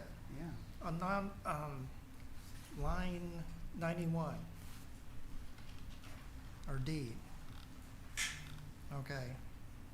All I did was take the very end where, after it says natural drainage ways, and you go to common width, the intent to approximate original grade without penalty for previous construction. That, with the intent, sort of jeopardizes the rest of the paragraph. So I put a dot Sure, I'm looking at the same thing you are. right there. Existing grade, okay. So I just put a period after natural drainage way and said, in a similar manner, the original grade may be approximated without penalty for previous construction. I think that's what they was trying to say. Right. Because when reading ordinances, when I see the word intent, it's like gold. I go right to it, and it tells me what I'm trying to comprehend. So it sort of negated all the natural verbiage before that. So that was my technical take. And then on line 107, the foundation, I just reworded it to say the height of the foundation exposure within public view from public right-of-way cannot exceed 6 feet. And that's supposed to be the foundation exposure within public view from the right-of-way must be screened such that the topmost part, viewable portion, does not exceed 2.5 feet height. That's it. So these are just clarifying statements. Yeah. I wonder, can we hand this off to our legal counsel for consideration? I think it's really just a little bit of rewording of what's already there. Pretty simple. Well, to me, it's important. I don't- But, yeah. Jerry's an engineer and he likes to see it right. Yeah, your Yeah, so, concise simplicity okay. statement. All right. He sent this to me the other day and I looked at it, it looked fine. Yeah, I don't have any trouble with it, All right. you know. Well, to me, it cleans it up a little bit. All right. So I don't see any survival of any kind of a concession or adjustment for sloped lots in here.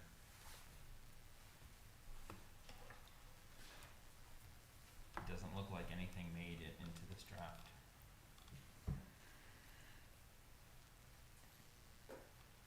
I don't think any changes have been made in that regard.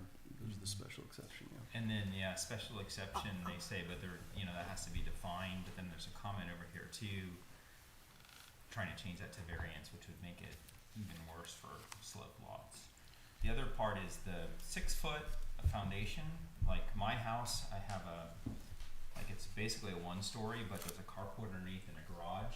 But on the right side of it, which you can see because I'm on a bend on Timberline, you can clearly see like more than 12 feet of, I don't know if it would technically be called foundation or just wall, but it's not like, so I'm not sure what the definition of foundation versus a wall.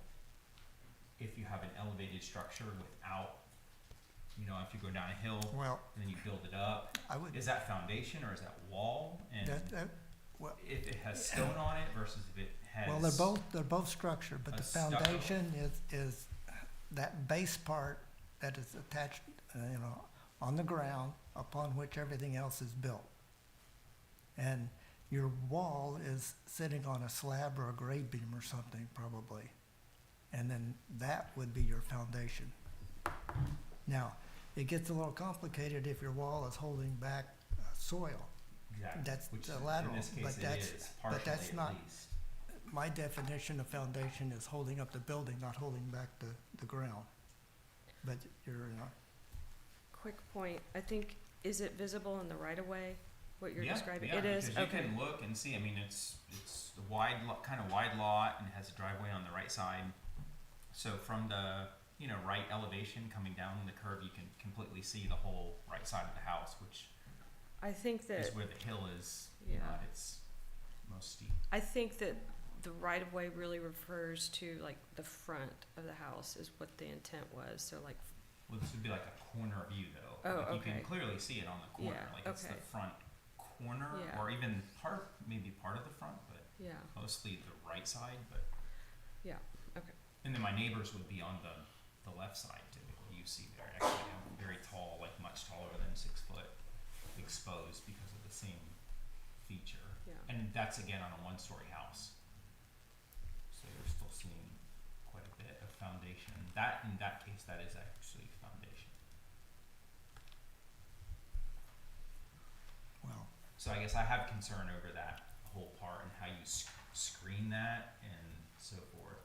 Like, I don't think there's been a lot of consideration given to How the to screen slope it. lots and what is attractive or not and what's okay, on that regard. Again, this is down a hill too, so it's not going up. And there's not even a neighbor in the back, but you can definitely see it from the road, which would,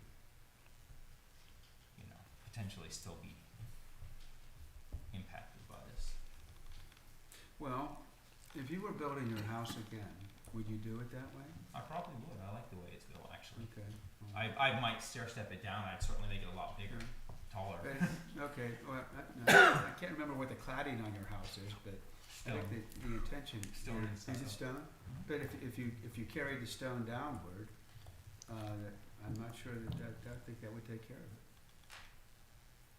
As opposed to having a single story that goes broadly out and then you have a foundation that is below it. If you stoned it to grade, I think you'd be all right. but is your carport your first level? That's the level underneath the first level is. Yeah, but you get out of your car and you go Walk up the upstairs, stairs. right, to go to the front door, or you go Well, through the garage I- to go up the stairs. Yeah. See, I think that what we're trying to do is to mask blatant foundation work. And, You know, and in particular in the front of the house, but, you know, you pointed out if it's visible, probably this does apply that, you know, why wouldn't you just stone it to grade? Just do it. Or even vegetation. Or vegetation, you know, screen it.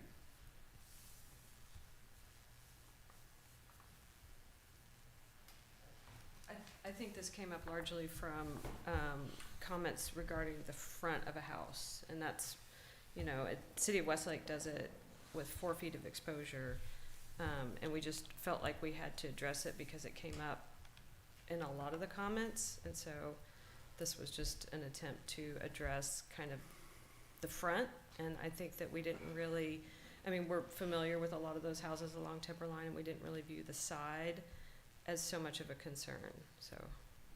Yep.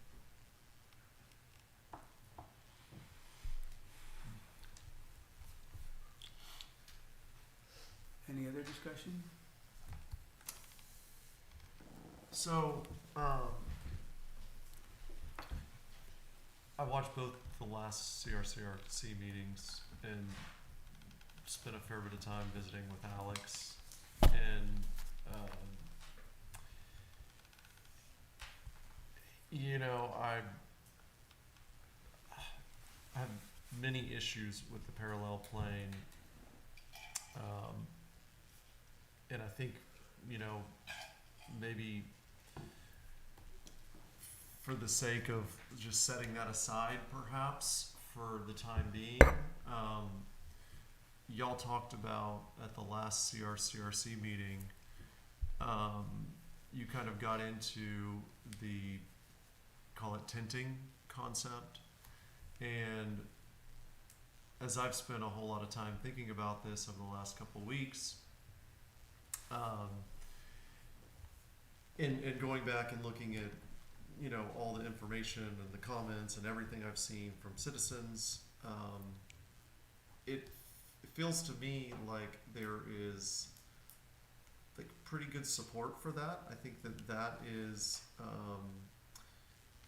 probably the solution, if done right, to most of what the perceived, all of the legitimate complaints are, and the homes that I think the majority of people find unappealing, and really get at the privacy issue that I think really started all of this.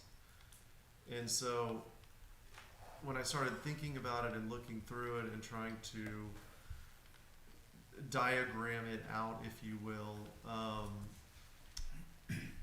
you know, it feels to me like there's a lot of support for that, and that part of this is really not well conceived, and it needs a whole lot more thought.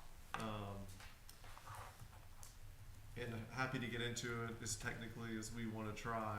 I think it's going to take some drawings, and I think it's going to take some time.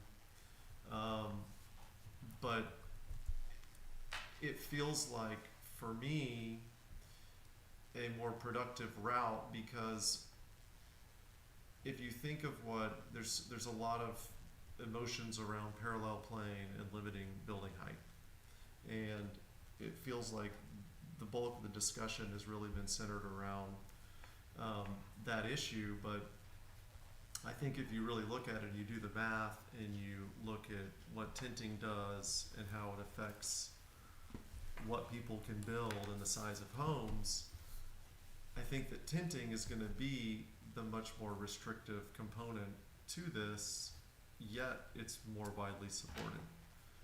And so I feel like what we currently have does a very poor job of addressing sloped lots, both front to back, side to side, where you start the tinting. You know, you guys had some discussion at CRCRC last time, which was a result of Alex and I's many meetings about not measuring at the 10-foot line and going back to the property line, because that's a more reliable point of natural grade. And I saw the Palo Alto example, which I thought was interesting. I think the CRC had some interest in that. And my big takeaway really was just that, you know, there's a lot of support for the tinting concept, but it's just not ironed out. And I think that if that's done well in a way that really makes sense and people even understand, which I'm not sure we even do today, I think the whole hysteria around parallel plane versus this versus that is really not going to be as challenging of an issue for everyone to find some agreement on, because I think we're going to find that there's just not a lot of meat left on the bone at that point. Like, I think that tinting is going to be much more limiting and appealing, and the amount of height that's left is not going to be, I just don't think that there's a big difference at that point. So, I don't know how you want to discuss it, and maybe nobody agrees with me, we don't have to discuss it, but I just feel like if we asked for someone from CRCRC to diagram this or draw it for us in a way that is readily understandable, that we just don't have that right now. And so to vote on this is challenging for me. Are you saying we don't have any clear illustrations of what tinting would do? Because we have a lot of illustrations on parallel, I understand, but I mean, but not on tinting. we have one very brief section on tinting, and in many ways it is probably at least as complicated of an issue as how you measure height and where. I mean, the parallel plane concept is frankly not very hard on where you measure, provided, I mean, notwithstanding the fact that almost every house that's going to get built in Rollingwood is going to be built not on top of natural grade, and it's going to be on a demolished site that has already been reshaped. And so, you know, how are we going to figure out natural grade is an interesting concept. But anyhow, that's my belief is that section is just, it's not adequate, and it needs a lot more thought in how you are going to allow for sloped lots to step their tint, adjust their tint based on how things slope side to side, front to back. Well, I said that I was in favor of this essentially because I want to get something done. But honestly, to me, it's not as restrictive as I would like. So if tinting is more restrictive, then I would be interested in. The tinting is actually built into this. You know, what is being proposed here is a combination of the parallel plane with tinting. That's what it is. It is? Yeah, it's not this or that, it's the thing together. It's a combination. Yeah, it's all in there. That's what this, you know, starting at 25 feet and then moving a foot inward and all the way up to 35 feet as you get further away from the property line. That's what tinting is. Well, that's right. That's it. I see that, yeah. Yeah. Okay. I wanted the most restricted I could get, and obviously I'm not getting it, would, but. I promise you would have loved this. So, please, Alex, our resident expert is. Well, don't. I think that, you know, I think what I said at that joint meeting was there really are kind of two options right now. And you really could take the existing code, and if you really do read it, where it says you can choose the high point or the low point, but nothing above 35 feet. And there are quite a lot of homes that have built like that, even when they have the 10-foot bonus or whatever. But I think that the thing that a lot of people still don't understand is that even if you have 8 feet of slope across your lot, you're going to choose the high point as your reference datum, and you get those 35 feet, but you also get those 8 feet. And so you're going to get a 43-foot tall structure if you don't control for that. And so you could use your current rule that also says nothing above 35 feet, because nobody's counting the foundation height, which is a separate topic from what we were talking about before.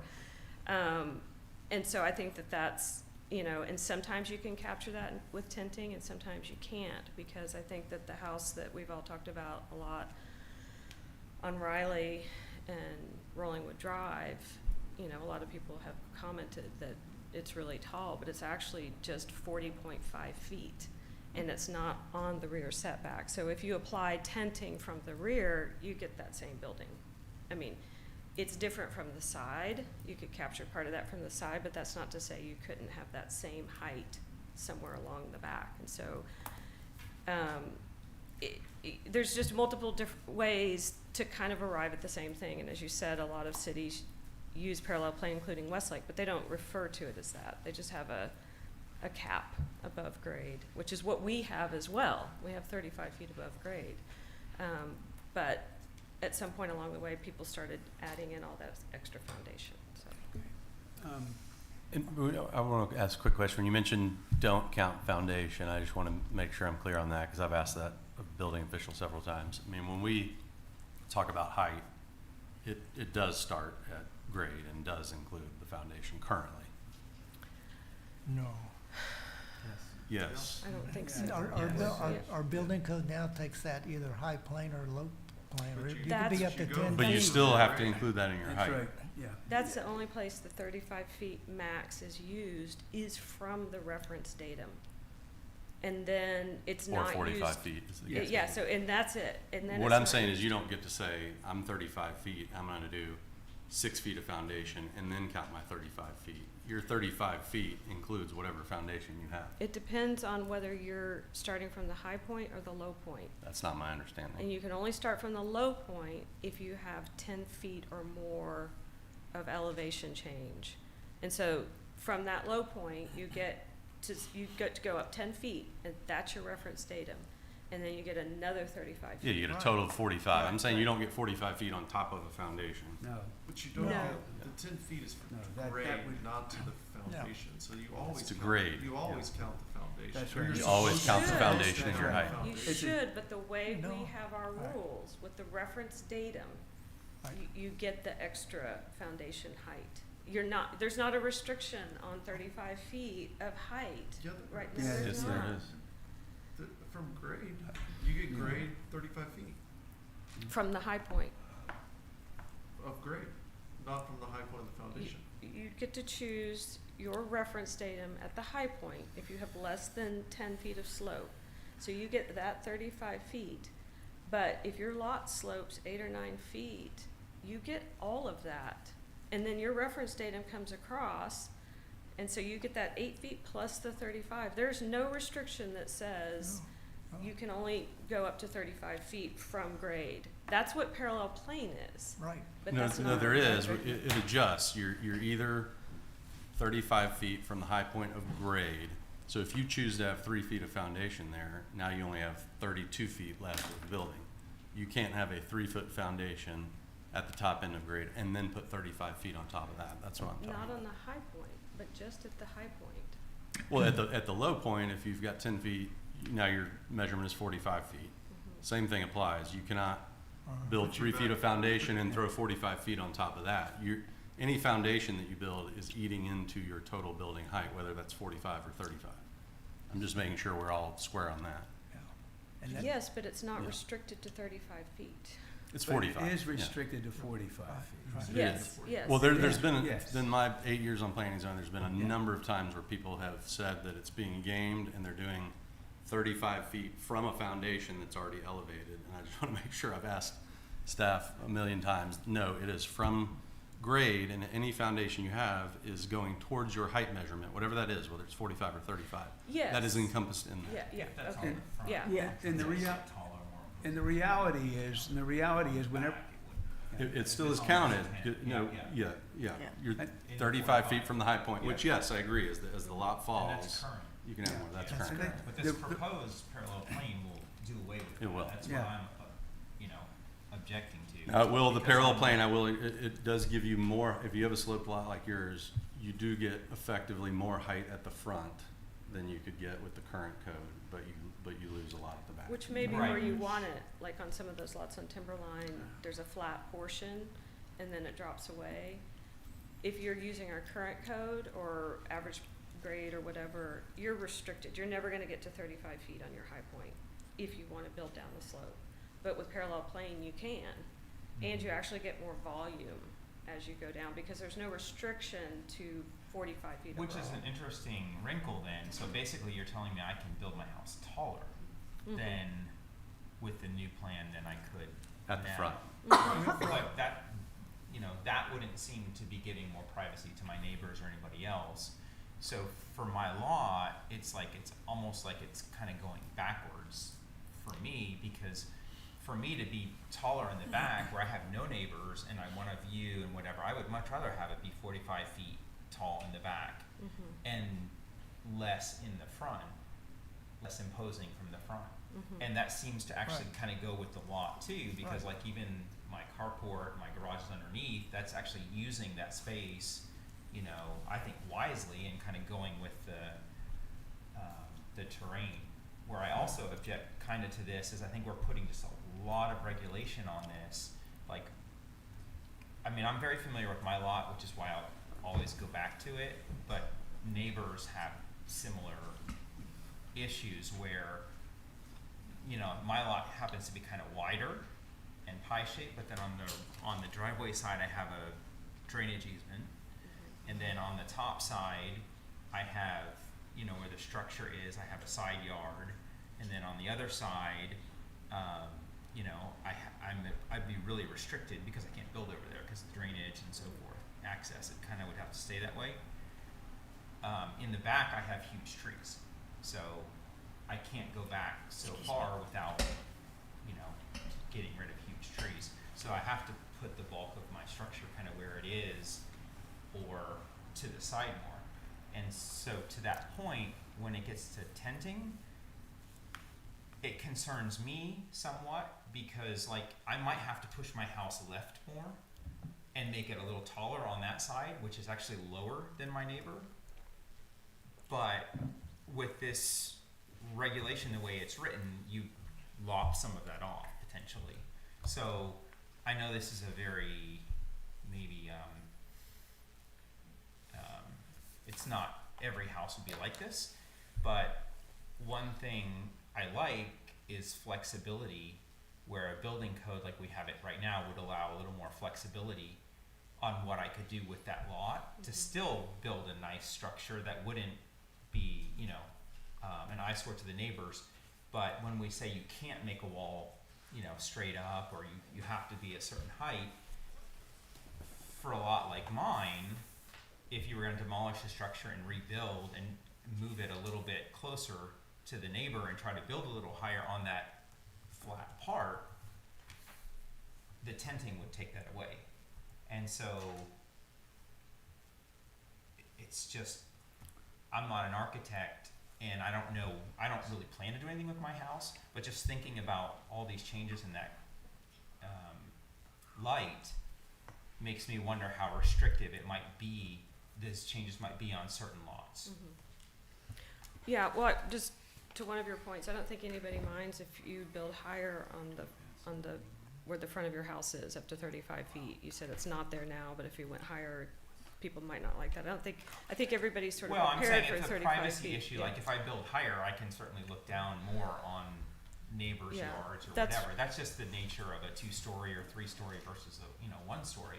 That's why tenting helps in those situations, because we have a lot of those. But, you know, this is up to you guys. If you want to build a 45-foot tall house and you want to allow everybody to build a 45-foot tall house, that's up No, to I'm you saying guys. 45 foot tall in the back on Yeah. a sloped lot, Yeah. especially with not a neighbor behind, actually seems to be more in keeping with giving more privacy and making the houses, the mass of the house look smaller than building huge closer to the street, as close to the street as possible to me.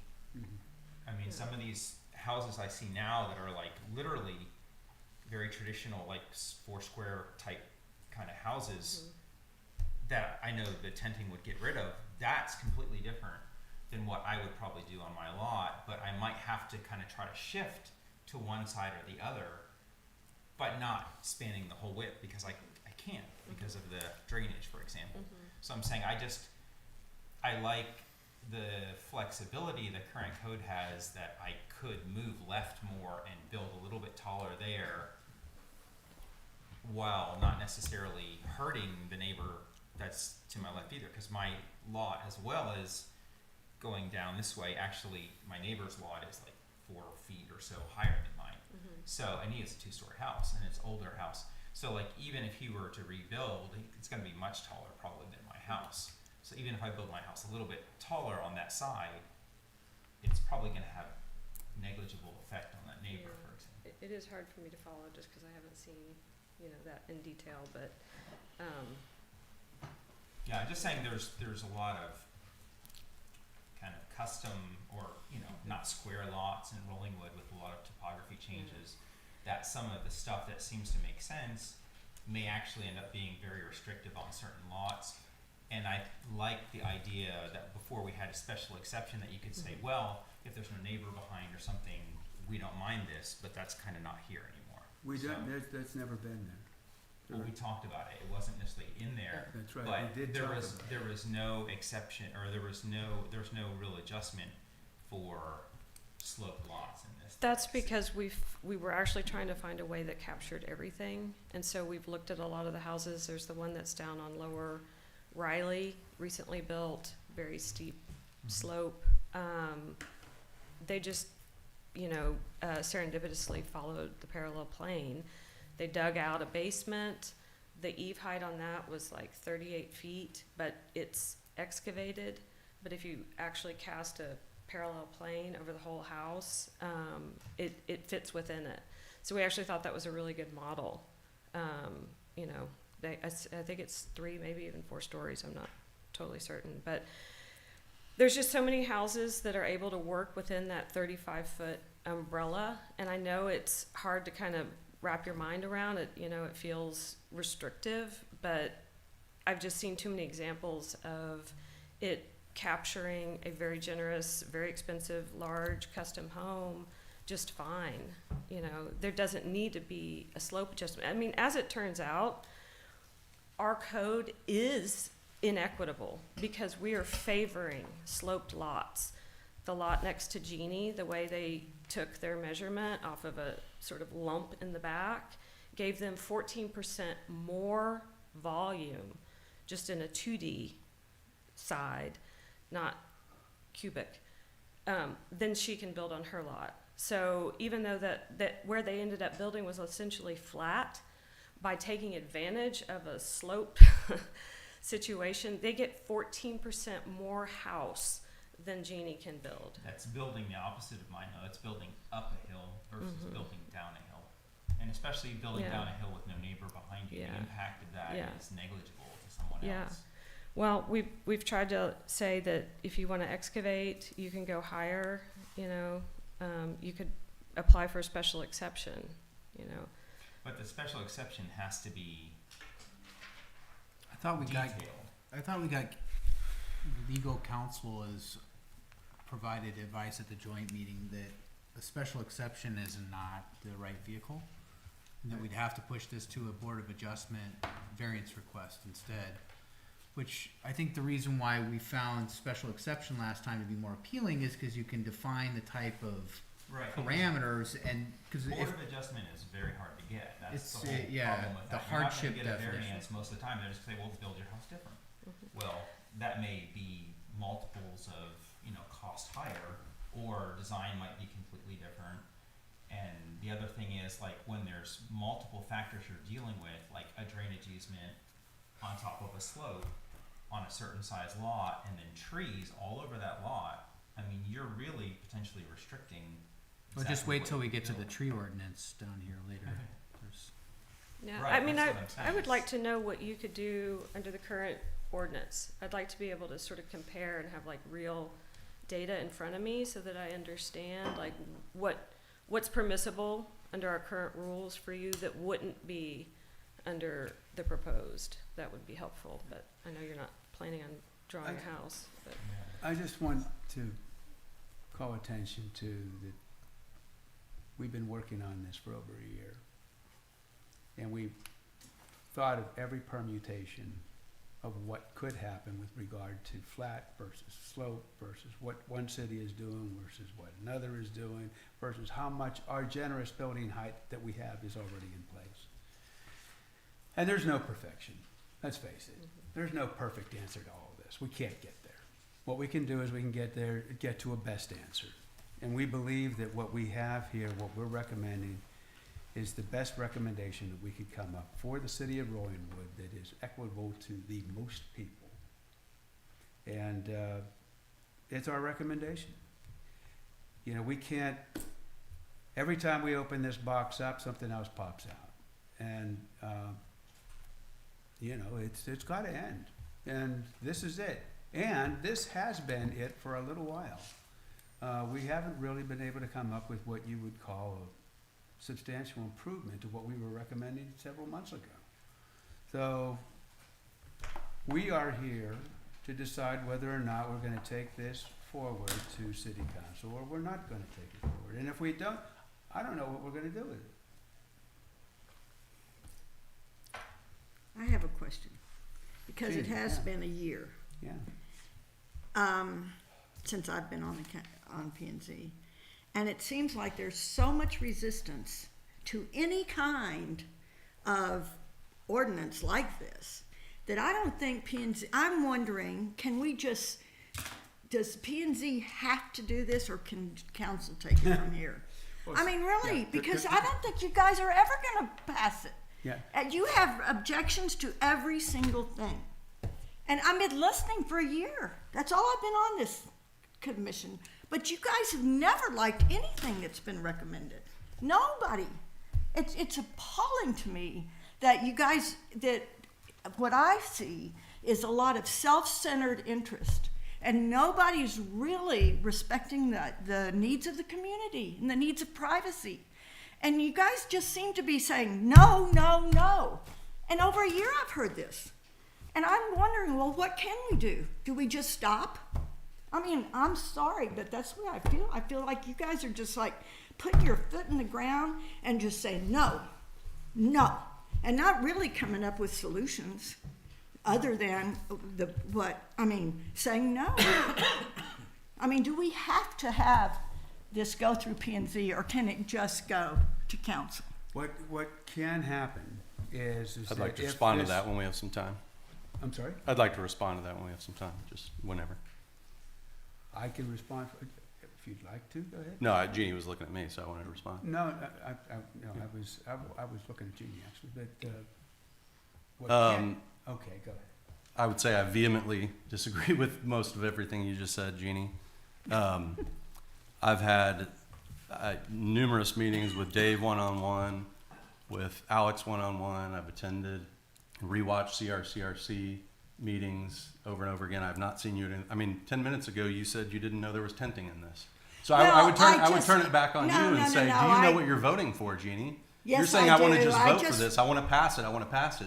Well, I'm worried about the long-term impact that this has on the community and neighbors, et Well, cetera. I'm and worried trying about to it never getting passed and the existing ordinance staying there where everybody can take advantage of everything. Can I say I something? disagree with that. To that point. I to think that the point- allegations, I think we should all just take it down. I don't think anybody on this committee is working in their own self-interest. I honestly don't believe that. I know you've got a situation from a height standpoint, but I know that you're not trying to push forward legislation just because of your unique one-off situation. You're thinking of the community, Jeannie, and I know that. I absolutely know that. I also, though, think that other people are hearing voices from elsewhere in the community. I have no self-interest in a height restriction one way or the other. I'm not building anything. I don't really care. But I think we're all just trying to be really careful and deliberate because you put something like this in and it has the potential for unintended consequences. And we do have sloped lots, and it's a very thorny, complicated issue. I think it's taken a long time, and that's unfortunate because I know that we need relief on this issue. But I think it's good that we've had the CRCRC spend as much time as they did. I think this body's been doing a really good job. So I think we're all on team looking out for the community. I don't think anybody here is acting in their self-interest. I don't see that. Okay. I can say that CRCRC has never been self-interested in this. Yeah, We have, no, for sure. our skin in all this is trying to look out for the community. And as I say, I don't think there's anything more that we can do with it. There was some discussion in the last CRC meeting that we ought to provide this group with a couple of choices, and I objected to it. I said, no, we have a recommendation. We either have one recommendation or we have no recommendations, and this is the recommendation that that has evolved over a long time, but we've also had it for a while. Again, we are here to vote on this and to send it forward or not. In answer to Jeannie's question, yes, if we vote this down, City Council does have the opportunity to look at this same language right here and override us. They have to have a supermajority to do it. I've seen them do it before, they can do it, all right? But wouldn't it be nice if we were giving City Council a recommendation that they could follow and second? Jerry, please. All right, my 2 cents, new guy, just getting familiar with the city, not knowing hardly anybody or anything. And so I'm sort of a blank slate, and an engineer. And so I looked at this, except I know that the emphasis for this in the CRC is what Kevin Geeson says is looming, or what I call the looming factor of buildings coming in, and that's why you've got some of our public people upset at what's been happening, and I think we all agreed and we said changes need to be made. And then I've sat here and listened to several discussions and presentations, and being an engineer, I'm looking for that key word called solution. And it was seldom said, but I tried to zero in on it. And the solution was, at first, the average slope as opposed to parallel plane. And I knew nothing about any of them. So I kept looking at, okay, what's the average slope? What's the parallel plane? Average slope takes, you get a slope, you're gonna take half whatever your distance is from the high point, and you're gonna add it to the low point. So in other words, if you add 20-foot difference, you're gonna be cutting into the hillside 10 feet, and you're gonna be building up the low part 10 feet. And that means going from your high point, you only have 35 feet of daylight. Parallel plane gives you 35 feet, gives you 35 feet down below, keeps that 45 feet from looming onto people. And of course, the high point, you're still allowed your generous 35 feet. The solutions then started at the joint public hearing we had, changed to, we get average slope with a 7 or 3 foot allowance or relief. And I couldn't understand which one was which, but you wanted to go up higher on the high point because the average slope decreases the height on the high area. And then this latest one, I happened to be at CRC meeting, and it came down, the solution was, we want 35 feet at the low point and 35 feet at the high point, and you include the foundation. And it looked a lot like parallel plane. And then we had a little bit different tweaking on the side.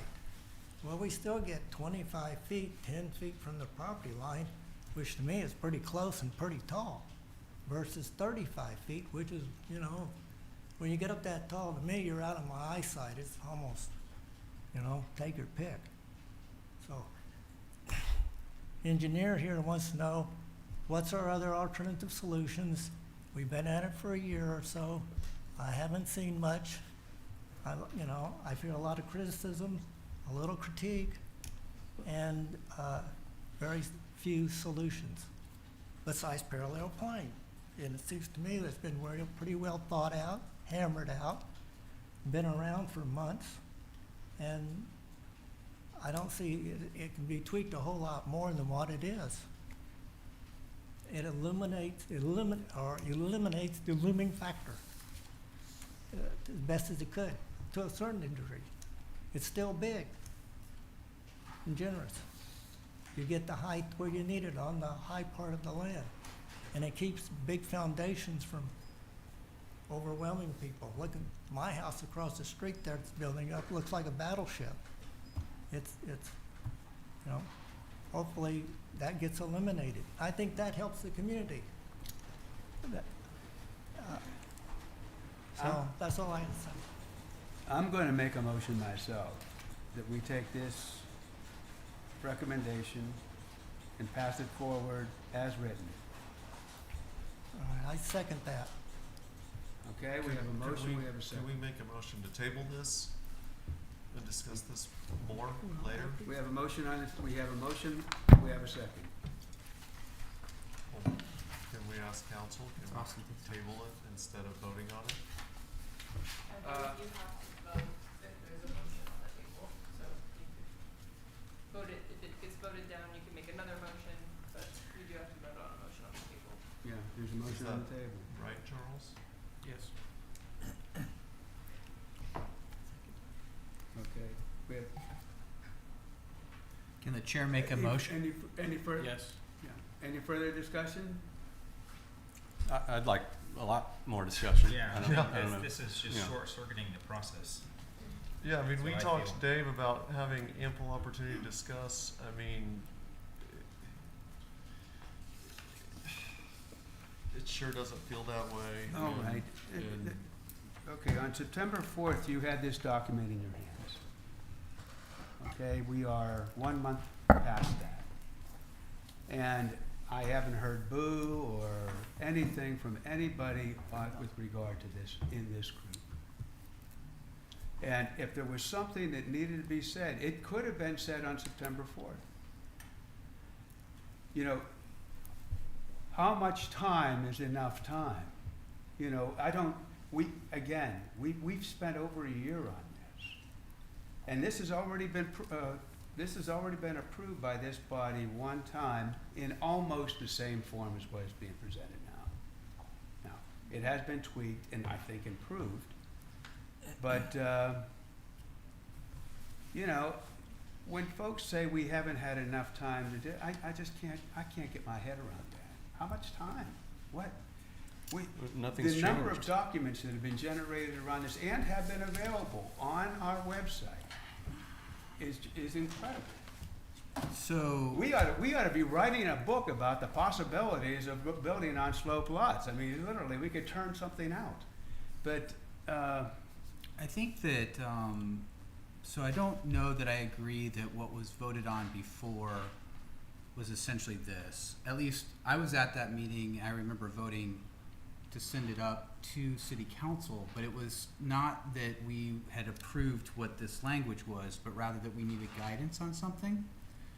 I remember rewatching the city council meeting and feeling like I'd gotten burned because what I thought I understood that I voted on at that meeting was then characterized as, oh yeah, P&Z has already approved this and this is okay. And I was like, that is not what I thought my vote was. And I thought we had clarified that. So I'm clarifying now that before, and I believe I was one of the people that was voting in favor of sending it up, it was rather to get some clarification from city council. I think about the special exception aspect, or there was something that we wanted their guidance on before we moved forward. I hear you on that it's been a long time, and if you want to call for action, I mean, we've got a motion pending, so I hear you. I would say that I was at the September meeting. I felt like there was a good discussion. There was a lot of dialogue. I think there were some really interesting points that were raised. To me, some of the things, I mean, Alex, you did a great job of presenting. I thought that was some really compelling information. Frankly, I'm pretty open-minded. Some of what I heard from others was compelling too. I know it's silly, but the physics thing with the water, I was like, okay, there, to me, may be a concern about a sloped lot being disadvantaged with a parallel plane scenario. Something about the you don't have sloped floors thing resonated. So, you know, I was trying to take all that information in and think about it. And so I knew we were going to come back here today and talk about it more. And that's why I made sure to meet I'm in the middle of a trial right now, but I came for this because I knew it was You're important. very well dressed. Thank you. It's one of my nicer suits. Point being, though, that I think we're all trying to be really careful about this. The part that's a little bit disappointing, though, is just like, yeah, we decided we're just going to keep with the thing that we had, despite the feedback that we got. And so I guess I had thought we were going to show up here based on the feedback over the last couple of months and talk about, okay, how do we balance against some of what we heard from the other side, right? So there was feedback on this, and you guys put a lot of hard work into it, so I think can't give enough credit to Parallel Plane. Very complicated thing to figure out. I love this. This has been huge, Alex. Like, the picture is a really good illustration of this. My only sort of concern was just that if we heard all of this feedback from several interested folks that said, hey, I feel like with a slope lot I'm being disadvantaged, and we said, yeah, we heard you, but we did nothing. That's my concern. You know, it's like we just kind of kept it the way it was. So I'm kind of, the part that's resonating the most with me right now is just a concern about making sure that we feel like we've done something to address the concern from the sloped lot residents. And I think that's probably quite a few people. Yeah. And I don't know if it's something that's solved with more dialogue. I feel like it's not solved if it's just the same thing that was before, that everybody felt like, and everybody's the wrong statement. The significant number of people felt was disadvantaging them. Well, May I address one piece? you can, okay. Regarding the plexiglass boxes. So I just gave you the graphic. If you actually do the math, get the cosine of the angle of what happens when you have a rectangle and then you tilt it to become a parallelogram, if you have like a 10% slope, you lose 0.5% of your buildable volume. So that's what this is. If you have a 15% slope, which is really pushing the limits of most rolling wood lots, you lose 1% of your buildable volume. And that's if you're refusing to excavate.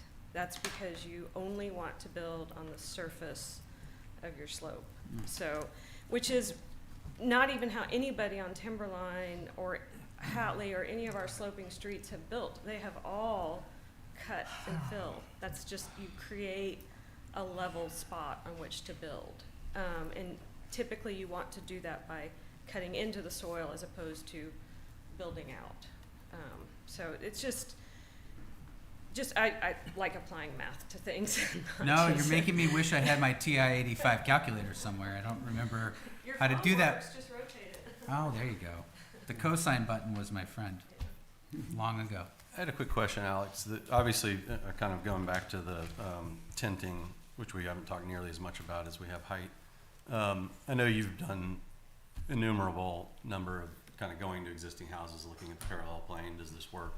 When you're looking at those or separately, have you looked at some of those and applied the tinting concepts to see how the tinting is impacting those houses, or has it just been height because that's been the focus?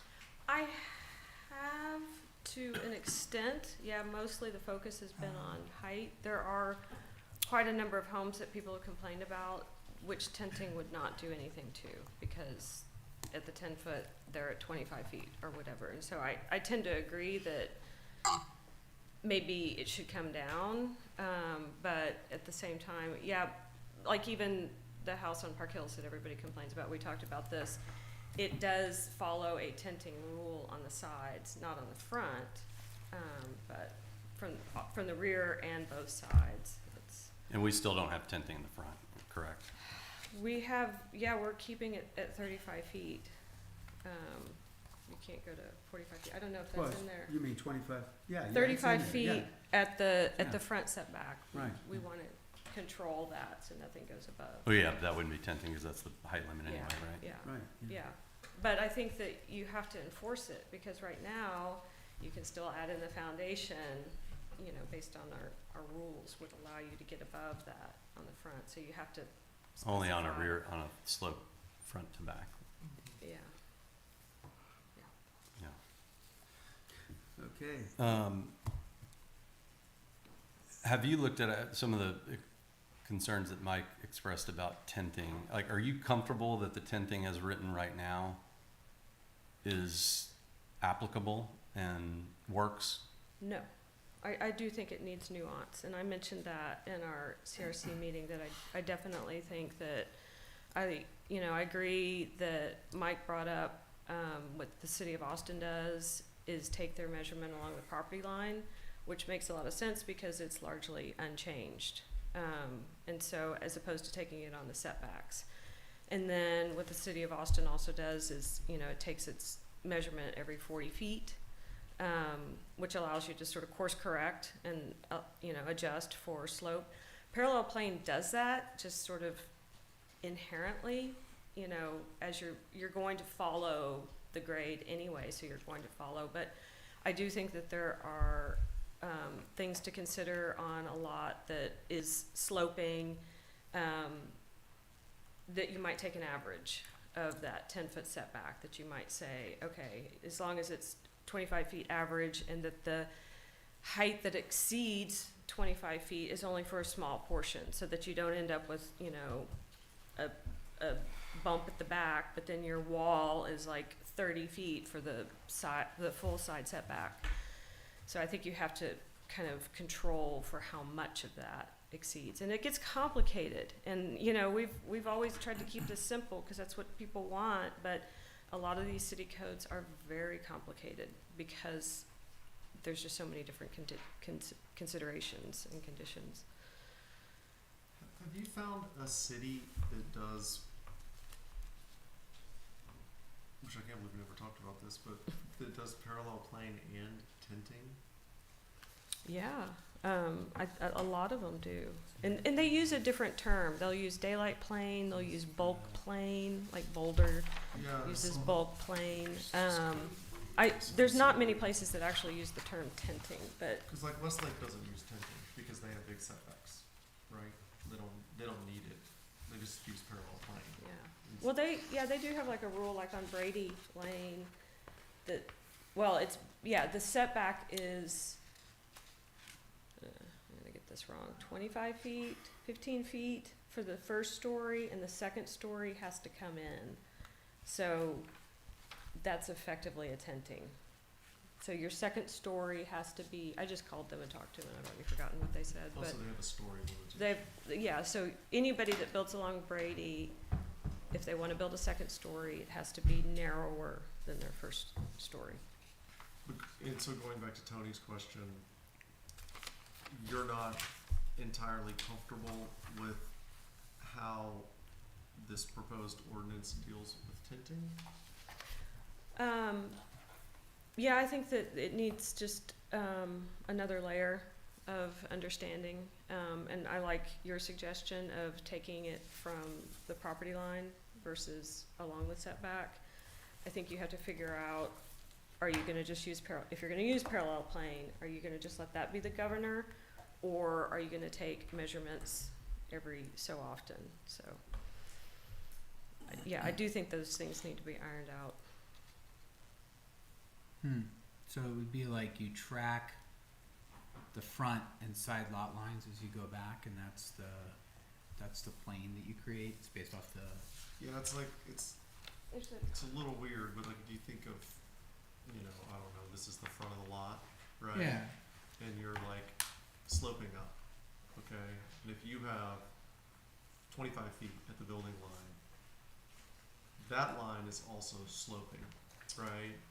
And so it makes it challenging to build a floor if you can't step that somewhat. And so what City of Austin does, for example, is they segment the lot. And so you have like, they take the front building line and they go 40 feet back, and they take these 4 points that are on the property line, and you get to go from the high point that sets your tinting. So you have a plumb line, if you will, a horizontal line, so that you can build a foundation that might be 3 feet here, going down to nothing, but you can fit 2 stories. It's kind of like it's like a 2-story limitation, basically, of the property line. Got it. Yeah. So if you don't allow for any stepping of that tent, it gets really hard to build a Thank you. two-story house, even with a little bit of slope. You know, even if you have a lot that slopes maybe Few feet. 3 yeah. feet, 4 feet, Yeah. if you don't step the tent a little bit, you can't even Thanks. build 2 stories Appreciate it. at that 10-foot line. Or two rolling wood sized stories, if you will. And that's interesting. I don't think the city of Austin has been held up as like one of the. No, I think I badmouthed it when we went through this a I was year gonna ago, and say. then I came back to it, and I was like, you know, it actually. But it that's- actually that's kind a- of- it- that- they spend a lot of money, and they kind of it makes sense Bless in you. many Thank you. ways. Okay. That's helpful. Any additional discussion? All in favor, say aye. Aye. Aye. Yeah, you had to accept it and pass it on, I seconded it. Yep, it's been seconded, yeah. Joey seconded it? Yeah. Yeah? I just wanna say, I better- about the tinting, I do understand this ordinance. It was the reference to what Mike was saying with respect to city of Austin and Rollingwood, and I'm sorry if I miscommunicated that point, but I do realize that we are stepping back. I just didn't realize that that term was tinting. Right. All opposed? Nay. Nay.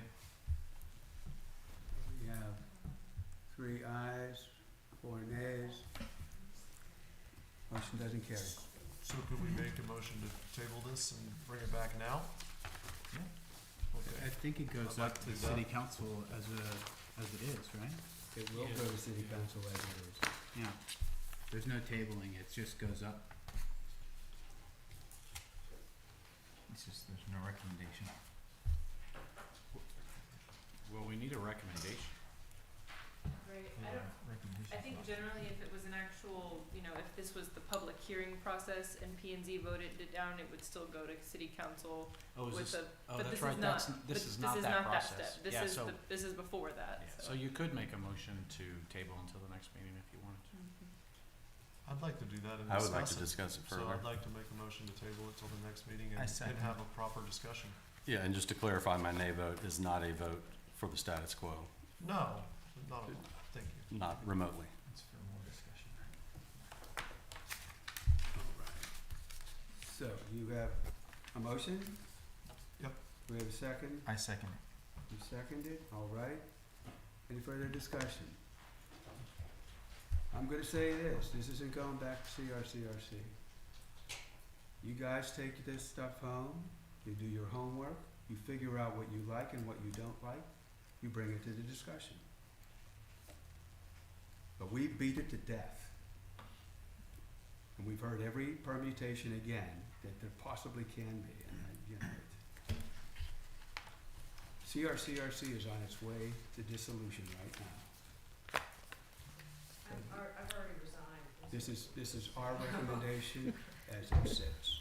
If you have changes that need to be made to it, they will be made within P and Z.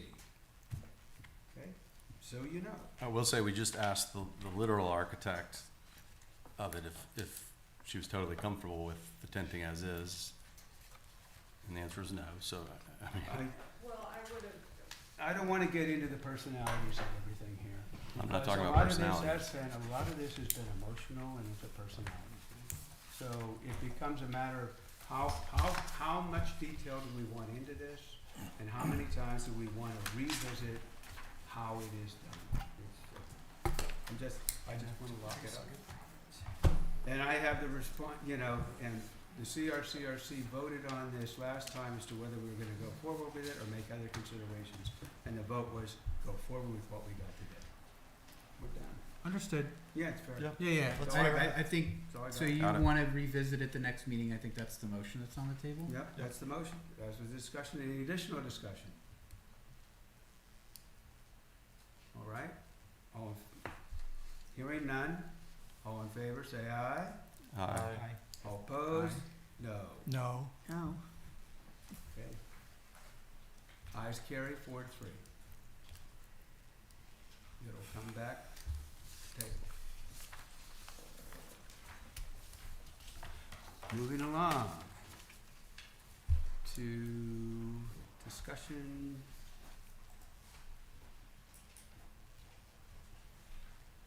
This- Regular agenda item number 9, discussion of possible action on next steps for proposed amendments to the city's code of ordinances regarding residential landscape and tree canopy management, residential building height, and side yard projections in the residential zoning district. And in like fashion to what we had just discussed, there was a document that was presented, coded document that was presented at the September 4th joint meeting. And no changes have been made to that codified version of what had been proposed earlier. This is our CRC recommendation to go forward with this. And we have our resident tree expert on board here to discuss if there are any questions about this recommendation.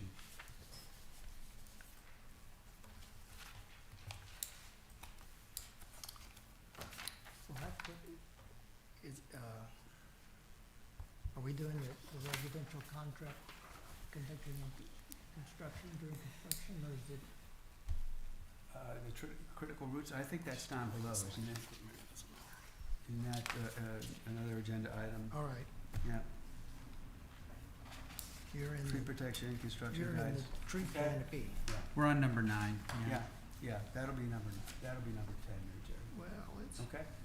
all right. Yeah, I think if we're having some general discussion, I think I voiced this at the last meeting. I have reservations about, I appreciate all the hard work that went into this. I have reservations about imposing more regulations on folks to try and burden more trees. I think we have a lot of movement on issues because of a few bad actors. I think most residents, and that's like, let's accept spec builders for the moment, but I think most people want to keep whatever big trees they have. I mean, I think that's part of why we're all here. I don't like creating tons of regulations around that though, because I think that we're not really arborists and we're not really, I think it just creates a lot of unfortunate unintended consequences. I think it's really nice that my neighbor might have a 2-foot diameter tree, and I think it's gorgeous. But if my neighbor decides they want to take it out, and that's a bummer for me because I really like seeing that beautiful tree on my walk, but I shouldn't really have a right to tell that neighbor that they have to keep it. I have no heritage trees on my lot, so this doesn't affect me personally. I like that some of my neighbors have these gorgeous trees. I hope they'll keep them, but I also don't think I can go so far as to say I should be able to have the right to keep them from taking that tree down. I am sensitive that in the past we've had some lots that have just been raised, and that's terrible, and it sucks. I have several landscape architects in the family, and I remember I was going to all these great lengths to protect the trees in my yard, and they were like, well, that's dumb. You should just put trees where the trees should be and put nice trees in, and in 20, 30 years, those are going to be these gorgeous, awesome trees in good locations. And I was like, you know, I designed my home around several trees. And they were like, you're silly. And that did kind of help change my perspective on, like, the natural trees that are there, and some of them aren't necessarily natural, but, like, those are great. And if they work with everybody's lot, that's great. But if they don't, we should just really be trying to figure out as many carrots as we can to get people to invest to plant more trees. So I can't get on board with the idea of us putting even more additional restrictions onto people. I love the heritage trees. I think they're gorgeous. I just don't think that I should, as a citizen, have the right to tell somebody that owns that lot with that tree, like, put a lot of additional restrictions on them. So that's just my thought. I do think I respect everybody. I really respect trees. I'm pro tree. I'm 100% pro tree. I love trees, especially everything but cedar elms. I'm suspicious of cedar elms. They grow fast, they grow tall, they're very brittle, they come down in the wind, and we've got them as a protected species. I don't believe in it. But otherwise, I believe in most trees, especially oaks. Okay. Just step down from the soapbox now. I'd like to ask Jay if we could kind of rehash some of the high points, because I think there's been a lot of, discussion and evolution. So kind of maybe to start, heritage trees, as I recall, they're not protected in the building footprint. You still have to apply for a tree Apply. removal permit, but through the normal process, you don't have to get a special heritage tree removal permit to remove a heritage tree from your proposed building footprint. Not the buildable area, but your building footprint. Proposed Right. building footprint. So you would apply the normal, and does the replacement apply in that scenario? Yes, you still have to replace. And that's tree. the 6 inches Uh, per 6 12 inches or per 12 inches. 12 inches, I think? Yeah. And so, if I recall, if you took out a 24-inch heritage tree in your proposed building footprint, you would replace it with 12 inches of additional tree That's right. in any number, or like- It's 1 per 1. So if you remove a 24-inch heritage tree from your building footprint, you have to replace it with 2 6-inch trees. 2 6-inch trees? I believe that's right. Not 3 4-inch trees, 2 6-inch trees. Right. Okay. And then I know there was discussion about permit amounts for removing heritage trees not in the building footprint. Yes, that was proposed. And is that in here? I don't know if I saw No, it it's here. not It's in the here. code. It's just going to be a recommendation because the fees that are charged are not in the code. It's the city just determines what those fees are. And so we're just making a recommendation that the permit fee for removal of a heritage tree start at $15,000 plus $1,000 for each additional inch. But not in the building footprint. This is Right, outside this is the just building outside the building. footprint. And I guess if that's not going to be in the, or Charlie, maybe that's not going to be under the purview of planning and zoning. We ignore that. What was it again? The fees, because they're not in the Yeah. code. They're not in the code. Okay, so we don't need to talk about that. So then, within here, if you were removing if you wanted to remove a heritage tree not in the proposed building footprint, can you remind me how that's handled? You have to put it in your permit application, and then it has to go to the Board of Adjustment for approval. That is through the Board of Adjustment. And that would be still, even within the buildable area or within the yards, would be considered the same, would be treated the same? That's right. Okay. I thought in the buildable area, it did not go to Board of Adjustments.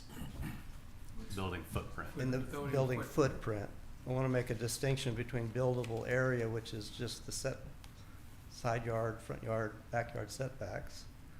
That's your buildable area. And then the footprint is in your proposed plan for building, what is the footprint of your building going to be? So And that would be I've just your got- building, not your patios and your pools and your, Yeah, I don't know how that's you've determined. got 20, 10, so it's 30, I'm not sure. and then there's the actual house footprint, right? So right? you've got tree here, what happens? That's tree You gotta A. go to BOA, if it's a heritage, Okay, 24 inches and tree above. here, BOA, and then tree here. application and replace it with 2 6-inch tree, or 2. you And know, this is 'cause only for if it was a building new- 36-inch tree, it would be, Um, Well, there's the. It's 6 inches in diameter or more for every 12 inches in diameter of the removed tree. For example, 24 inches, you'd replace it with 2 6-inch diameter trees, 36 inches, 3 trees, etc. So if you're replacing a heritage tree, any of your replacement trees need to start at 6 inches in diameter, and then you add that up to Yes. half of what you removed. I think that's right. So when I read this, and sorry, I had fatigue on page 37 perhaps, but B and C, A. it looks like I really have no only problem with that 25% for that. of the tree For needs to be in the building area in order to be considered completely in the building area. And then, so my question was, which maybe I didn't find, was,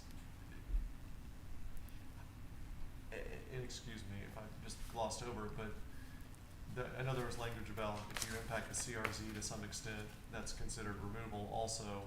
So, and it didn't seem like there was anything about, you know, if you have a protected tree that is considered in the yard area, but it's just 1 foot in, but the CRZ extends into the entire, you know, building area, not footprint, but it's, say it's at the front of the lot and you want to build your house in a line with all of your neighbors. The way I read it, at least, is you've got to go get permission to remove that tree because it's in the yard. It cannot be in the footprint, and you know it might be taking a considerable part of your building area.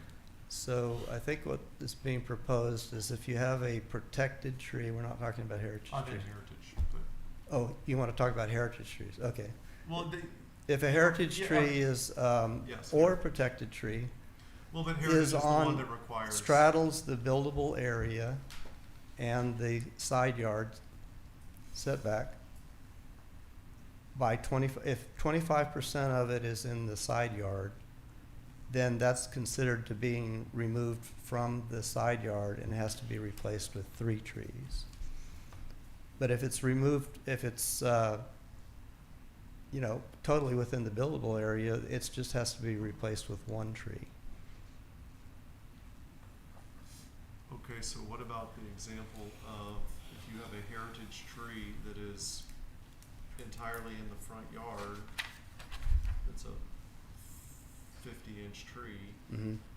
and it's 1 foot in from the building area, not the footprint, but the allowable area, just inside the setback, and you wanna build a house in the setback, you've gotta go get BOA permission to remove that tree? Okay, so you're saying a 3-foot diameter tree, but 1 foot of it is in the side yard? Just say the whole thing is in the front yard, but Okay. just 1 foot in from the setback. Okay. But the CRZ is gonna go all the way into the, It looks like a Double area. CRZ 1 foot per inch. Is that, I mean, I'm seeing here 10 feet. So is that the simple math? yeah, Yes, So you're saying if you have a 36-inch tree, the critical root zone is 36 feet which is in sizable. diameter, so 18 in any direction. Yeah, but if it's in the front yard, the trunk, you won't have 50% or more of the critical root zone going into your buildable area, because you just said it's outside the buildable area. The trunk is. So you can't impact more than 50% of your critical root zone That- by that's building. That's right. okay. I just want to make a couple of comments. One is that trees that are 24 inches in diameter, and say it's an oak tree, that is a 100-year-old or more tree. And I think that's, the community thinks, not just I think, the community thinks that's worth protecting. In the survey, over 75% of the respondents said that maintaining our current tree canopy was either important to them or extremely important or very important to them. So this is based on community feedback that they want to protect our current trees. Would you be willing to drop cedar elm?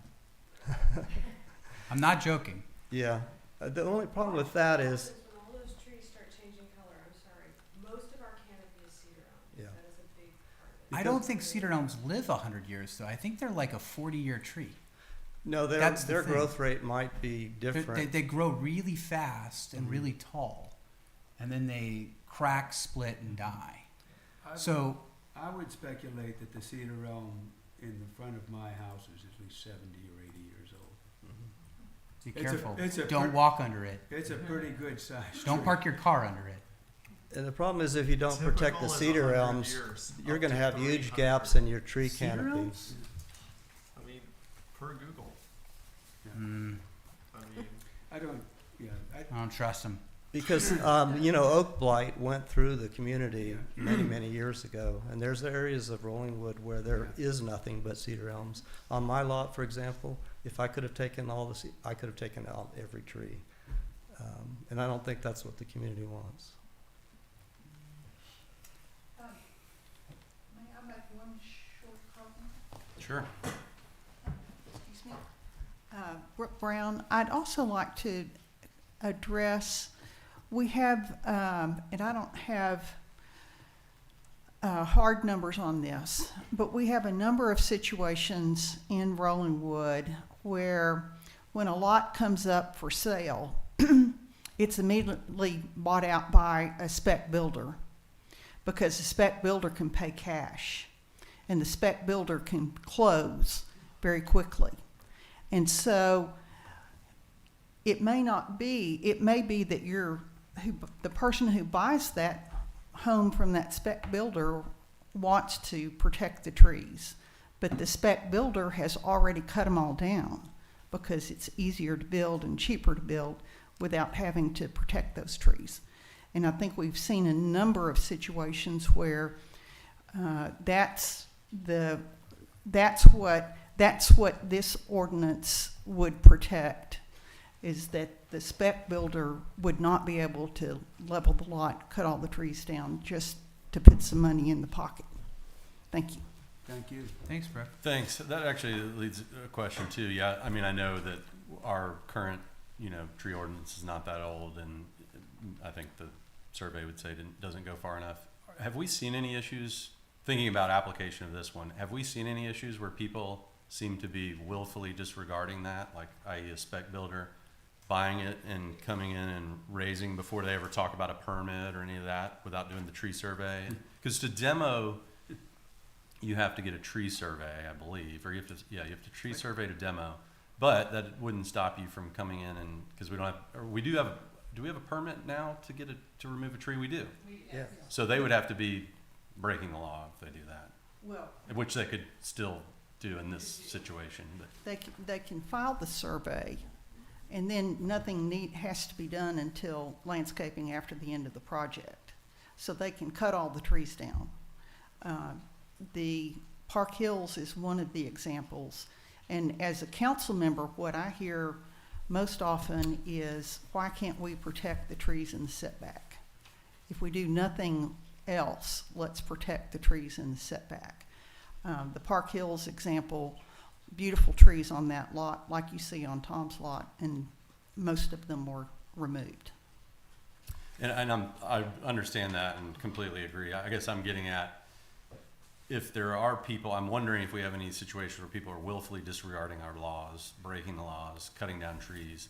And is there anything we can do about that if it's happening now with this new Well, one? Anything I'll further? just speak for myself. I know of at least one case where, a heritage tree was taken down. It was not on the permit.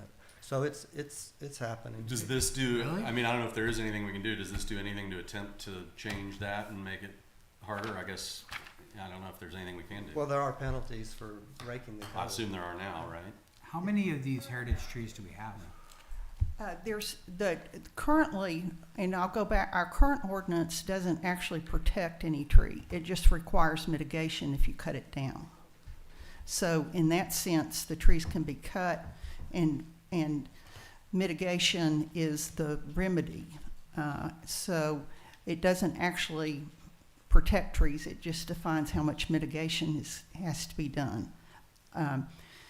As to enforcement, what the new tree ordinance on the commercial side does is say that if a builder violates the ordinance, a stop work order can be issued until the violation is corrected. And that then is what we believed for that ordinance was the best solution for enforcement. Do we have that in this one? I don't know. I don't know. What specifically are you asking? Well, I guess I'm getting at, and just to be clear, this is coming from how can we prevent these things from happening? And In I the guess current- I'm wondering if there's anything we can do with this new one that's going to tighten up somehow, or Well, in the make it current even code- harder for people to disregard it and Yeah. do what they've In done. the current code, there's already penalties for violating the permit, the ordinance. Right now, it's $500 for each occurrence and each day until some kind of settlement is, made with the city. We're proposing, or it has been proposed, I think at city council level, that be increased to $2,000 per occurrence per day. And I think that's legally permissible. Yeah. The legal limit. Yeah. And so if you're aware of somebody that's done this before, like have we had situations come up and people have been fined and, yeah, Yeah, I know at least one. okay, good. So do you have an estimation on how many of these heritage trees there are? Well, Jerry kind of I did a would- little survey. I would and- estimate around 40, maybe 50 max. They're not that common. I've just been walking around looking at them when I'm out. When you say heritage tree, the way heritage tree is defined here in this ordinance, it does include like triple trees can be made into triple tree that is not 24 inches per trunk, but if you take them together collectively, there's a If you have a formula. triple trunk tree, for example, you take the diameter of the largest trunk and add that to half the diameter of the other two trunks. So you can get to 24 inches that way as well. So there may be more of those. A true I'll bet there's 10 of those in my block. Yeah. A heritage tree is 24 inches. I tell people it's 75 inches circumference. So it's the diameter times pi. And my arm reach is not even, it's close to 75 inches. So if I can walk up to that tree at 4.5 feet above ground, if I could wrap my arms all the way around it, it's a heritage tree. That's a really easy way to, give it a big bear hug, and, I can't touch the back. So any tree you can't hug is gonna be under these restrictions. Yeah, that you can't wrap all the way around. That's just a No, I think that's actually a really folksy helpful approximation. approximation. Yeah, I'm just curious. I honestly have not kept an eye out for these heritage trees or where they are. If I'm understanding this right, if it's not in a buildable area, so locations A or B on my diagram, very sophisticated over here. You'd need to go to the Board of Adjustment to take it out. If it's outside of your building footprint. Yeah, well, let's say I'm just a homeowner who has one in my yard. Okay. Because there's what will affect you with building permit situation, but I'm just saying, like, Joe homeowner has one of these in his side yard or his backyard or something like that. Right. So if they want to take that out, is that possible? Maybe I'm misunderstanding the statute. They Or the- can apply to have it taken out, but they'll have to get Board of Adjustment approval to take it out. And that's like a hardship. It's like, that's the standard at the Board They'll of have to Adjustment. prove some kind of hardship, I assume. That's, Yeah, I don't think that ever happens. Board of Adjustment's very stingy with its hardships. mhm. Rightfully so. That was the law. That's the yeah. reason I said why. that's why I said rightfully so. Yeah, That's right. I'm implying that there's a legal standard and they're following it. Yeah. I just think I'm just highlighting that, like, what that will mean for everybody that has a tree like that in their yard. And I don't think anybody's looking to go chop these things down. But I just, if there's a situation where they're in, like, I'd rather that we say, okay, if you do this for a heritage tree or a tree, like increase the mitigation requirements. You know, like require that they. I actually thought it was kind of nice that the prior version of our statute had, well, if you've run out of room in your yard to plant more trees, you can plant them elsewhere as part of the mitigation. Well, To me, that encourages more trees being planted, and I think that to me is more carrot than stick. I just, if you put the requirement, like if there's some heritage tree that's hanging over somebody's house and they're like, I don't want this tree over here anymore. It's making me nervous. It's hanging over my house. And you go to the Board of Adjustment, they're like, it's not a hardship. Tree looks healthy. We're fine with it. That tree then falls down on the house.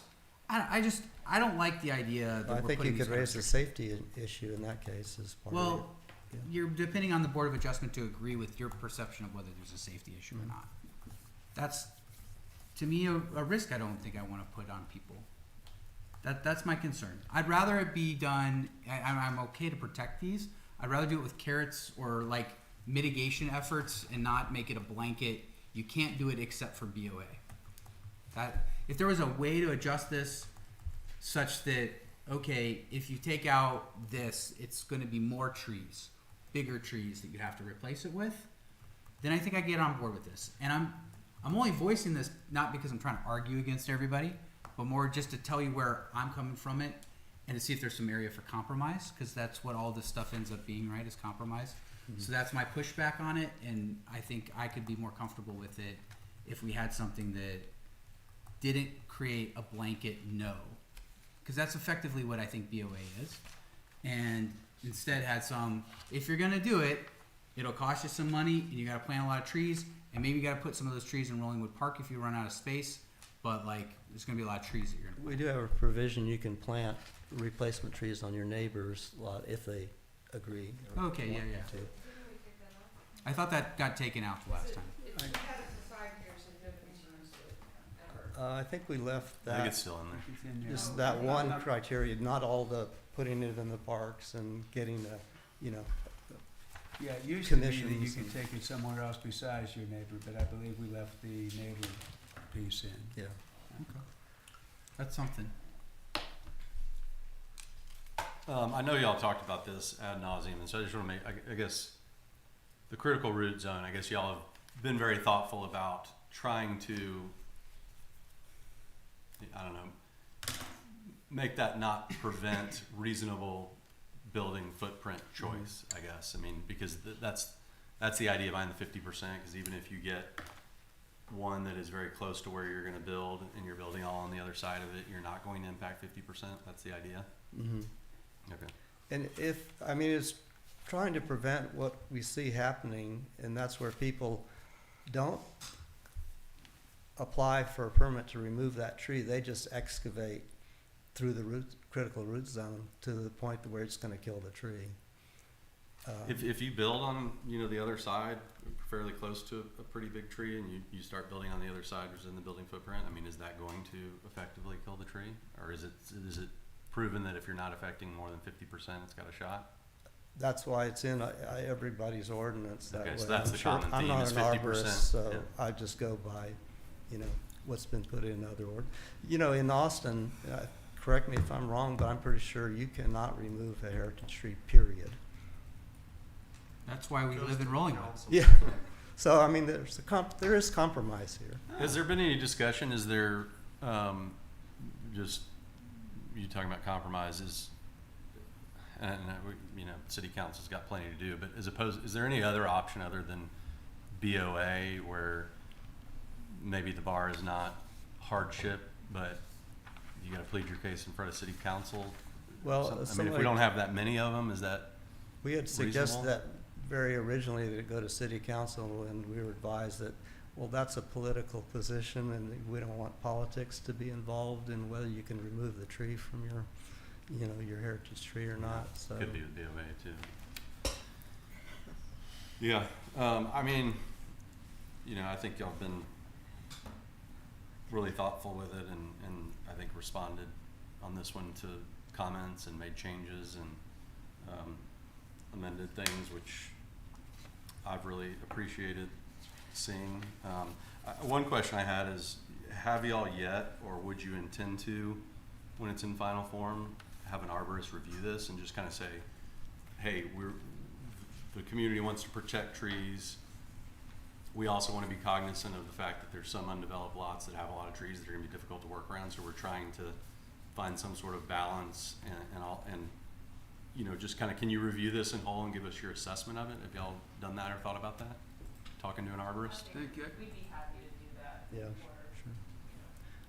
As it goes through that public hearing process or before then, I think that's a great idea to have someone. I just think so many of these things we do, and we all try to be the experts, and we talk Mhm. about them for a year in some cases, and I But we're don't know, not experts. But we're not experts. That's fair. I think that would be a good recommendation to forward to city council so that they would appropriate the money necessary to do it. And I think on both sides, are we missing something obvious that everybody does that we could do that's not too punitive, or are we? Have you found in your experience that if we have this in here, it's just going to completely handcuff some lots? Or Sure, I think having it reviewed by a certified arborist would be a good idea if city council, you know, appropriates the funds for it. Maybe they'll look at it and say, you're trying to save cedar elms? That's crazy. Yeah, I'm the crazy one. We've already established that. That's my fault. I don't know what my hang up is. All right. Any further questions for Jay? A cedar elm dropped on me as a child. That's what happened. All right. Genie, Does thank anybody you for want to make a laughing. motion on this? Okay, then I will. I'm going to make a motion that we recommend to city council go forward to city council with a recommendation of this recommendation as it is written. I'll second that.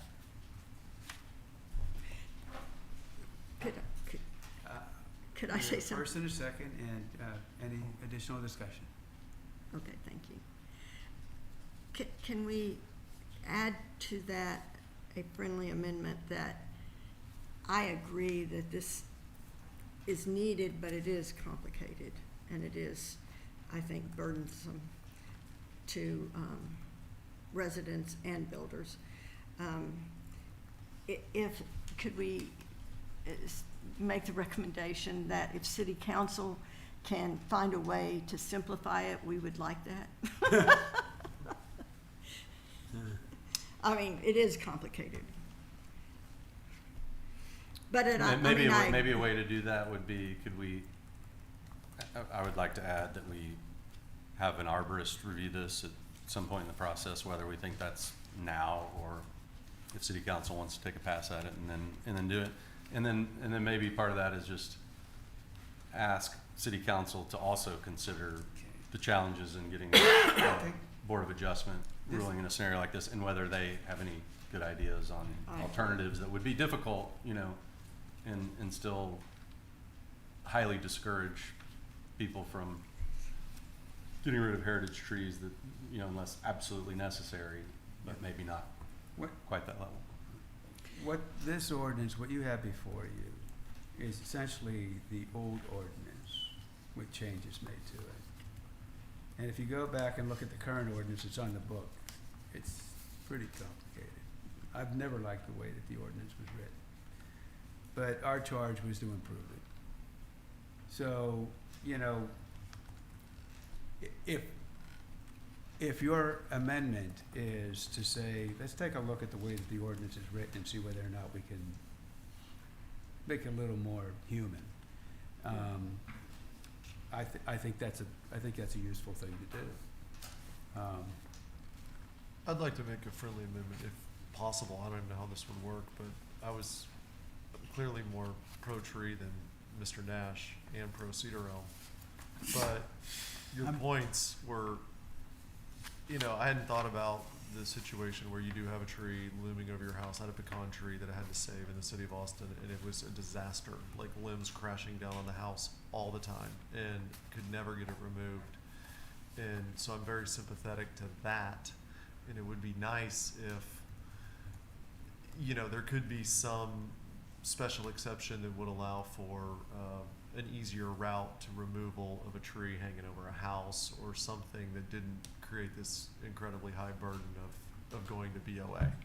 I mean, I think No, you I don't- clearly should have to have an arborist opinion if you're coming in for this. Maybe an opinion or. And maybe the city can hire a second one to decide if the one you brought in is doing their job right. I Well, don't know. Something. that could be written into the ordinance directly. Or it could be written in the ordinance that it is a special exception, that you could hand it to BOA, and then they would make the determination based on recommendations from an arborist. Yeah, I think that's a Yeah, very we valid. can't do, Can't we do can't that. do that. We are way over trying to use special exceptions based on how it's allowed under the law. We really can't just say it's gonna go to the BOA with a special exception. We can build in conditions, specific conditions that have to be met, and then it can go to the BOA. Otherwise, it's a variance. The other thing we can do is we can just allow it in the code without going to the BOA. The reason it usually goes to the BOA instead of just staying in the regular code is because the city wants a separate body to verify the specific conditions have been met. So, just to be clear, we have to set specific conditions to be met in order to be qualified for a special exception. We can't just send it to them and say, determine if there's an emergency. That's not gonna satisfy the law, sort of referring back to a previous conversation. Yeah, you I need think some that kind of You criteria. need some sort of criteria. they have a checklist to So go that from. they have a checklist that they can check the box on. Yeah, I think Yeah, that's what I was suggesting, but that gave me an even different ideas. Maybe you could work something into the code that says because I believe within this, we have a city arborist concept. Is that correct? So with a third-party arborist hired by the homeowner that states it's a safety issue at the discretion of the city arborist, they can grant removal. Perfectly acceptable. So I'd like to propose a friendly amendment in that regard. That's a good Does one. that satisfy you? I think that'd be Ash? good, and Is I'll it- tell one quick story when I bought Your my friendly house. amendment has to be Pro-trade. accepted by the mover. So you gotta pitch this to him. Oh, yeah, I'm good with it. Yeah, I don't think it's unreasonable. No, Okay. it's fine. I was just gonna say, it is surprising how many of those situations come up. I had an arborist in my house when I first bought it, and I bought it partially because we had so many trees. He literally came in and suggested I cut down 38 trees or something because the small ones were impacting the health. Large ones told me to cut down several oak trees that were leaning over my house, and because he said they were potential to fall down, they weren't in great health, and I just ignored that And and they fell. continued to cross my fingers. No, they've not. But I think there are more situations where there's a legitimate tree health issue than we all realize. Okay. So, got it? So we have a motion, a second. We have a friendly amendment that would be to simplify the language in the tree ordinance, and then another friendly amendment to provide provisions such that in cases where safety is involved, that we could get, I would say upon the recommendation of Recommend- a third-party arborist so accepted by the city arborist, they can grant removal of a heritage or protected tree outside of the BOA process, something like that. we good with that? I think that's a Charlie question. Sounds like, okay. Sounds, We think- caught, I we think can we have wordsmith, some- we can wordsmith. Yeah. Yeah, Okay, I think we have okay. some direction. So good, all right, so Yeah. first, second. I will ask two. one question. Would that be with replacement trees? Yes, Okay. because I'm pro-tree. I am also I- heavily pro tree, Questionable. pro oak He tree. may- Questionable. yep, Pro oak. He may replace with cedar elms. I think you're planting So cedars just at your in house. case anybody cares, I looked it up, the National Arbor Society or something, whoever they are, says that cedar elms live 70 to 100 years, and some have been shown to live 300 years. 300. I also have been looking on my phone. I think I've already admitted that I might be wrong. Right? You guys don't need to pile on. I'm admitting it. Well, I'm sure your trial's It's going still, great. it's still. I'm just still pro oak. How about that? I'm not anti cedar elm, just pro oak. And there's nothing wrong with that. You don't Thank have to you. be ashamed. No, you don't. We're all you don't have to welcome be here. ashamed at all. All right. And then I would add, Yeah. either when Jay or city council, whoever appropriate, let's have an arborist maybe review this. Yes, and we would want that, yeah, that recommendation goes Maybe to after city next council. year. We have no, so so. My only. I'll contribute to paying for it if we don't have any money in the budget. Oh. Well, put thanks that for on that. Yeah. That'll go into the motion. We can definitely pay for that. We know what it is. All right. If I have a As nay you know, vote I like on my this, Right. arborist. Okay. I've been I may doing have a it. nay vote on this, but it's not because I like the idea of the friendly amendments. Okay. I think those all make sense. My only concern is just, it sounds really nebulous. I think if it was all written on a piece of paper, I'd probably be able to get on board with it. So it's not gonna get in the way of Yeah, this going yeah, on, well, but it will get written on a piece of paper. Well- It definitely will before it comes back through the public hearing process. So this will go to council. Yeah.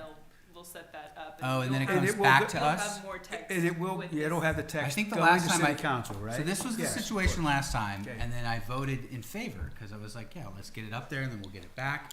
But then it was like, oh, they've already approved this, and I was like, well, no, I didn't approve it. I actually thought we were gonna change it, and that's what I was ready to approve. So that's the only reason why I'm making the Yeah. clarification, so I'm voicing it for the record. Okay. And that's why I'm gonna probably have a negative vote, but it's not because I don't support this. I like where we're heading. It all sounds really good. I'm positive, and I don't want me voting against to be read any other way. Does that make sense, Dave? It does, but you put yourself at risk. It's fine. It's fine. So, All right, so why are you voting against it? because it's not on paper. Yeah, All well, these so the friendly last time amendments there are was not on something like paper. this where it was written up, and we were like, oh, well, we don't like this, but you said, okay, well, we have to go through the public hearing process. And I was like, oh, okay.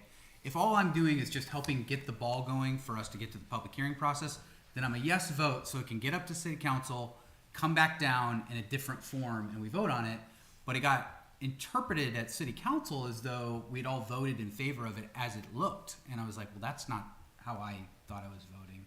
So I'm just making that clarification. It's just, Okay, All right, let's vote. yep, done. all right. Any additional discussion? All in favor, say aye. Aye. All opposed? Hey, Nay. Okay, we have 5 ayes, 2 nays, motion carries. Moving along. The record show Brian Nash, anti-tree. Regular agenda item number 10, discussion and possible action. There's also, this Oh, other ordinance. you're right, yes, there's a second Go back in. attachment here, isn't there? All right, we're not off of agenda item number 9. There's the draft ordinance here on the residential side yard projections. Maybe the only one. And this is also in code form.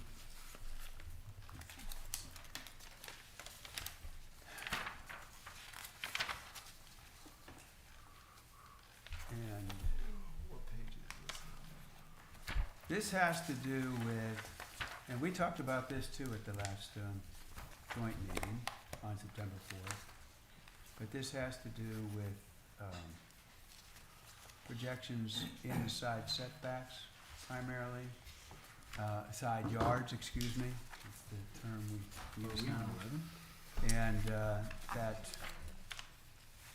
no, Or wait, are we on are we on 10? We're or on 11? 10, right? we are on 9. Or we're on 9. We're still on 9. This is the It's- second attachment. It's the in second agenda attachment item in nine. 9. It's unrelated, but on the same item. Right. Yeah, that's Huh. confusing. It's unrelated. I thought we were knocking out 9 with the tree ordinance situation. Now there's more? Man, It's page Yeah. 44 of the packet Yeah. for the second attachment. that's fair, okay. Okay, Can I make a motion to table this one until we have the height discussion at the same time? I think that's a good idea. I feel like those things are gonna be interrelated. Yes. But Is that a second? Out of due respect for. did you move? Stop. Did you Yeah. so move? I so move that we table this until next month. Alright, let me double check to make sure I understand what. Well, I guess I'll second and we can discuss whether it makes sense to table it. That's the right procedure on that, right? It's not like it's been tabled, we can talk about it. Alright, second. second, okay, we have a first motion, we have second. Any additional discussion? Well, I wanna change one word. All right, Side It, yard it says extend and it should be, overhang. I forget exactly where I put my paper, but okay. You'll see where the, like, bay windows extend into the side, and it's traditionally was boarded overhang. In other words, it's above the ground. Mhm. Well, my recollection is we already dealt with this mostly. This is not a whole lot different than what we did. We passed an ordinance for this I don't know, there's been a lot of a year discussion ago or about less, I feel like, because we That's had the issue of the unlimited overhang. that. Yeah, So I think we've done pretty well on this, but if we're gonna revisit height setbacks, like, let's do it at the same time in the same meeting. It's not 9:30. Yeah, I think I remember us discussing this a little bit at the joint meeting, and I'm supportive of it. I'm generally very supportive, yeah. It's just, I agree with you that if we're gonna do the height thing at the same time. Yeah. But open to discussion, if people would like to, no? I'm not the chair, you're the chair, I'm sorry, No, no. I stand down. It is, well, we're still, you know, Mr. Chairman. we, the motion is to table. We can take a vote on it after, no other discussion around it. We just vote on it. Okay? All right, call the vote. All in, Your look was See great. if we can get an eye out of Nash for the first time tonight. That's not fair. all right. It's True. accurate. It's true. All in favor, say aye. Aye. All opposed? Nay. All right. Carries What was that, 6 to tabling? 1. It'll be tabled. Tabling. Very good. Now we can move along to agenda item number 10. Discussion and possible action on positioning tree protection during construction guidance within the code of ordinances. So this is another bit about trees, and it's primarily around the construction. What happens to trees in the critical root zone? This one I don't know anything about. Reading it, I was like, wow, that's a lot of stuff going on, so I'd like to be educated. Okay, well, this was brought up kind of late in the tree process by Jerry, that we didn't have anything in the code to specify exactly how you have to protect trees during construction. And so I think the city's just been using sort of ad hoc rules from Austin, I think. So it was felt that it might be good to have something in the code on how they have to protect the trees during construction. And there's two forms of that. One is temporary construction fences. And everybody has that in front of them, I think. Mostly they're 6 feet in height. And mulch. I didn't know it was plain mesh fabric privacy screening. I thought we'd talked about chain link fencing. Yeah, there should be chain link fencing.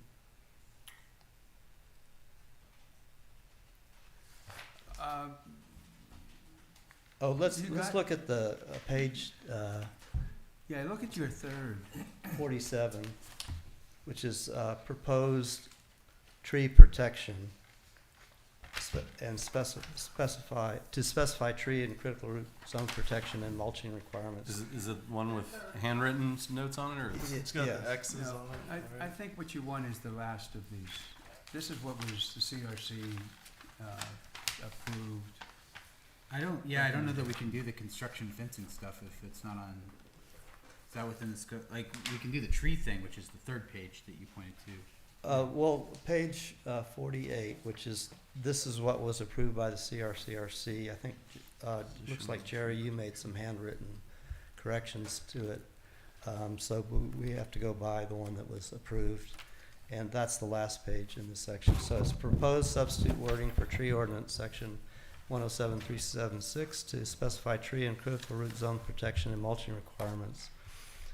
Tree root protection shall be installed prior to the start of any site work, including demolition or site preparation, and be maintained continuously throughout the project.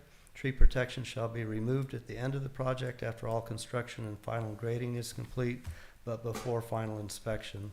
Any premature removal or failure of tree protection can lead to root damage and require remedial care. And I think this is probably taken word for word from Austin, right? Right. Kind of, but it's missing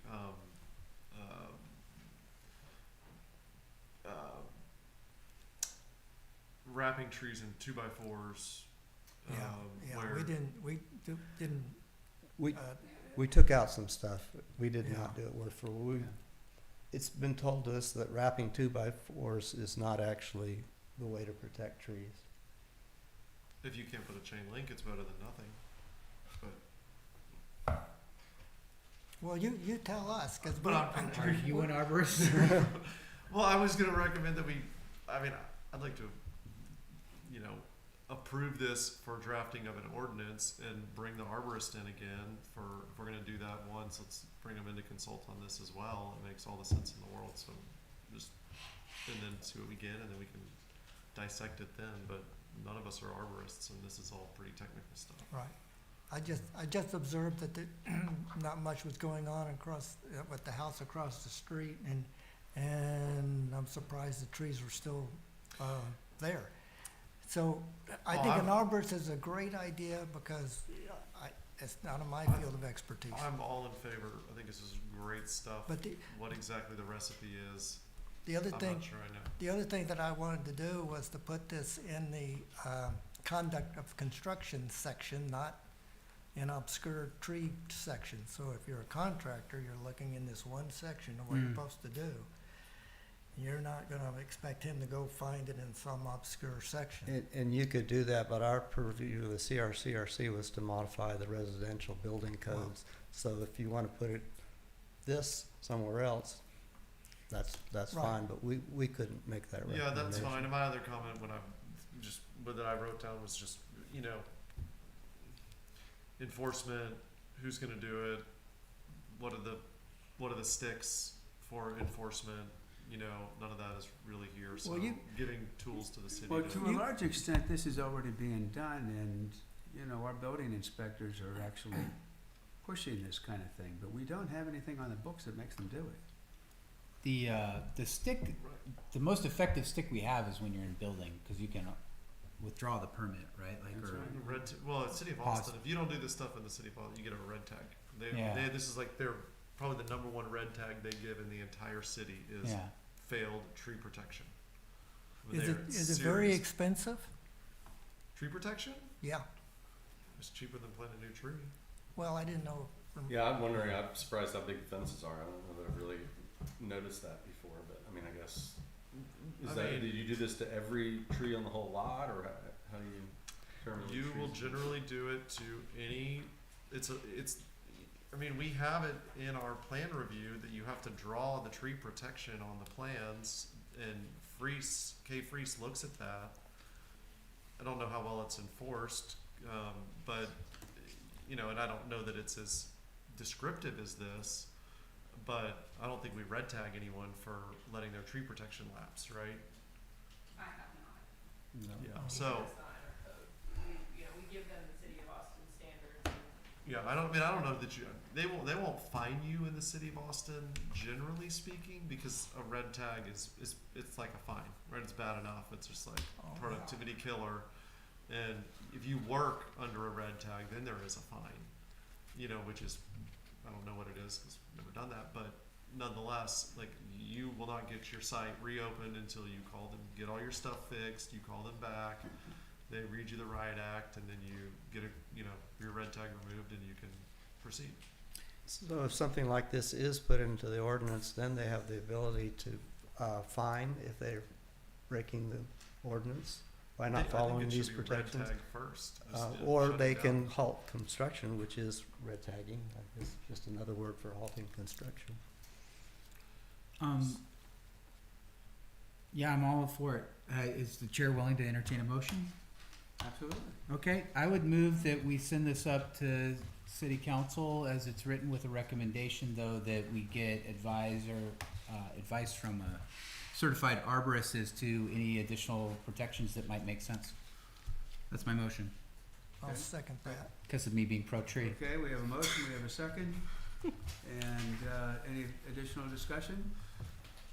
I have a quick process note for this one. So I think we'll run this through legal, but I do also think that this probably belongs more in 101 conduct of construction. So if that is the case, it technically would not need to go through that public hearing process, because that's only for 107 zoning code amendment. So this could very well go to council and they could actually, you know, Act on go it, ahead and yeah. act on it. It wouldn't have Mhm. to come back through the public hearing process, so I just wanted to make sure everybody here was And aware I of threw that. caution to the wind with that motion. I know. I think we Are should you just gonna strongly vote for recommend the- they have Okay. Margaret's. look, Yeah. This And- means nothing to And me. we fully intend to do that. I mean, we don't wanna put something in the code that hasn't been reviewed by someone who deals with this stuff on the regular. I so still feel we will do comfortable with that. my motion. I feel like I've gotten this reputation as a naysayer, so like, I'm pro, let's go. Okay, right, All right. okay. Any additional discussion? Hearing none, You should come to more meetings. all in favor say aye. Aye. All opposed? Ayes carry. Moving along. And, agenda item number 11, discussion of possible action on facility placement in setback areas. This is a Was this, recently- is this a, We got was this an a email. laid We out? don't have this, There's huh? no information in the. Yeah. It didn't get, No, we it got didn't an get email. posted. That It- was on the next item. That wasn't on this. Oh, was it? Okay, yeah, I forwarded a thing. Was there any information? Yeah. I didn't Huh. see any. We don't have it. Okay, well, I was hoping that it would be here. Well, we we're can talking print- about we can- extensions into the Can we setback. just Well- table Sounds this to me, until but next that- month also? We can print this out. I can print out a What, copy of is, it. is it at the There's nothing very in the end? I Is know it- there's nothing in the No, packet, that but was I the sent end it of the along to packet. put in the packet. Well, I'm sorry, no, I forgot Yeah, this, it's, but- yeah.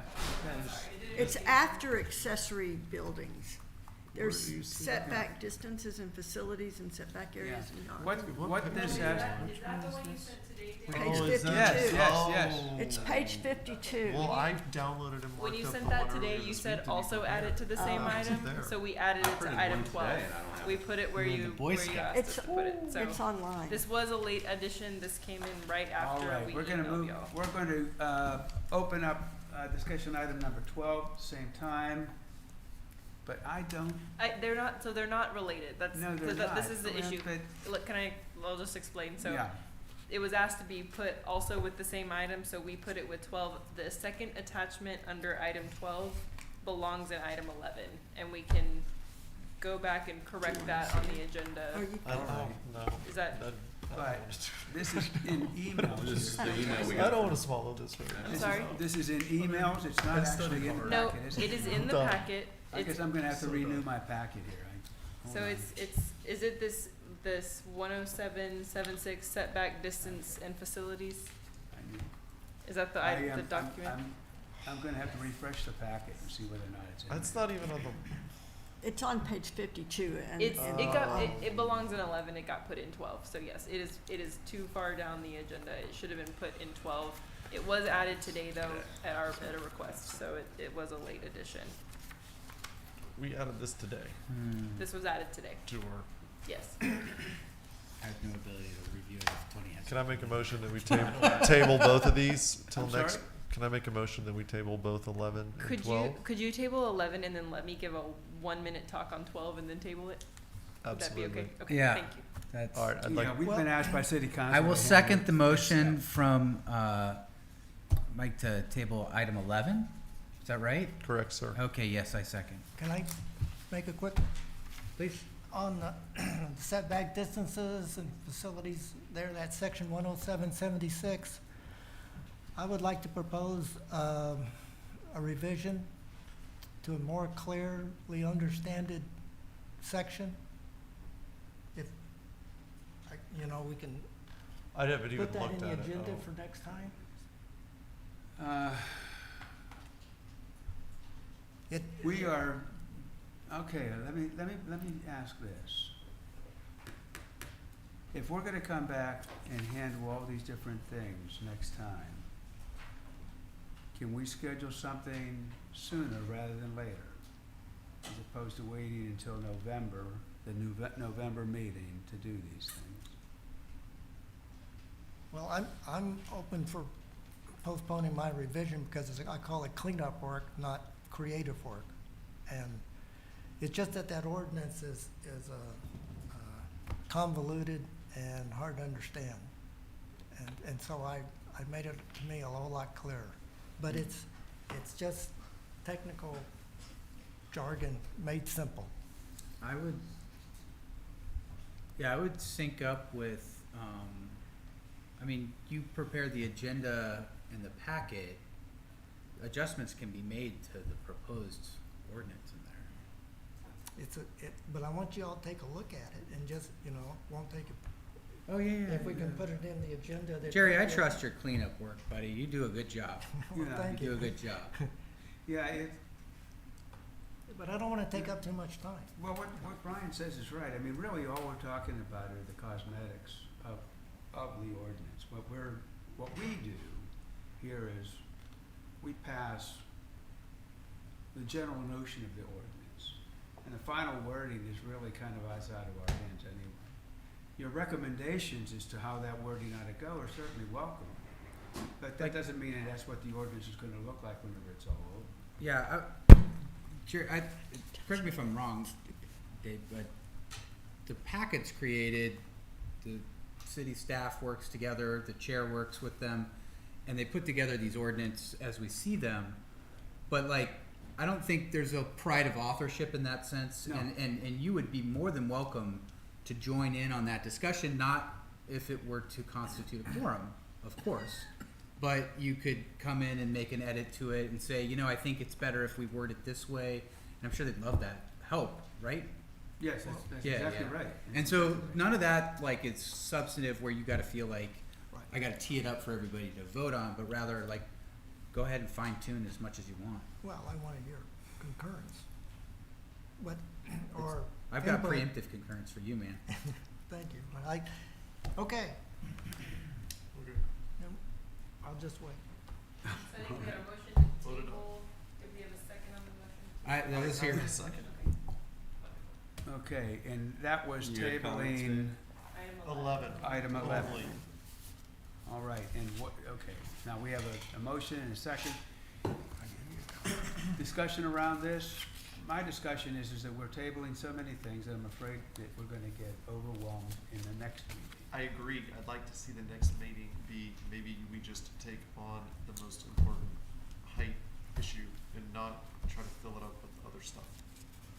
Well, Can we do that? yeah, you're well, all of proposing these things, Or all at of least these, start with that one almost, first and then maybe. all of these things are gonna have to can go get on board for with that. public hearing. Everything that we're talking about this evening is Sure. gonna have to go up for public hearing. And so, if we say that we're gonna set aside one meeting that is only gonna be about building heights, then I would say that that be a special meeting, and that we do the rest of them. Now, what I'd like to be able to do is to do that prior to the scheduled next P and Z meeting. If we could do that, if we can get together and do it. I don't think there's opposition to that. All Yeah, right, I think we're all okay. open. I know. All Yeah. right, that's my discussion, that's my discussion item. Now, I would like to be able to go find that date and then get that, because I'm trying Can to we get, informally work together on a date that works so we get a good, are we allowed to do that? Yeah, we can send out an email with some possible dates. That I would will be say awesome. we'll need to have legal counsel present, and so that it's harder to find dates sometimes to get the Right. ones that they aren't already scheduled, Right. but we can do our best. okay, And additionally, staff is out a little bit in the next couple weeks for conferences, and so we'll do our very best to try to find a date that works before okay. y'all's next meeting. Excuse my ignorance, but is there not a mechanism where it's a workshop instead of a real meeting? No, No, all meetings with us in of a of quorum the core of our are legit meetings. meetings, legal Mhm. counsel, et cetera. We can call them a workshop if we want, and I guess, theoretically, if it's just a workshop and no action is being taken, we don't necessarily have to have legal counsel there, but because of the duties of the Planning and Zoning Commission are, dictated by I state, think for what we're it doing, we probably really, want it. I'm just really wondering what a helps to works, have it. whenever, if we do that, if we defined it as a workshop, what that workshop would look like. We couldn't Okay, make any decisions. okay, all right. Well, will you then send some meeting dates out? We will get all the dates we have. The 15th and 17th are already spoken for, but I'm gonna give one back. All right. We got a motion, we got a second. Any additional discussion?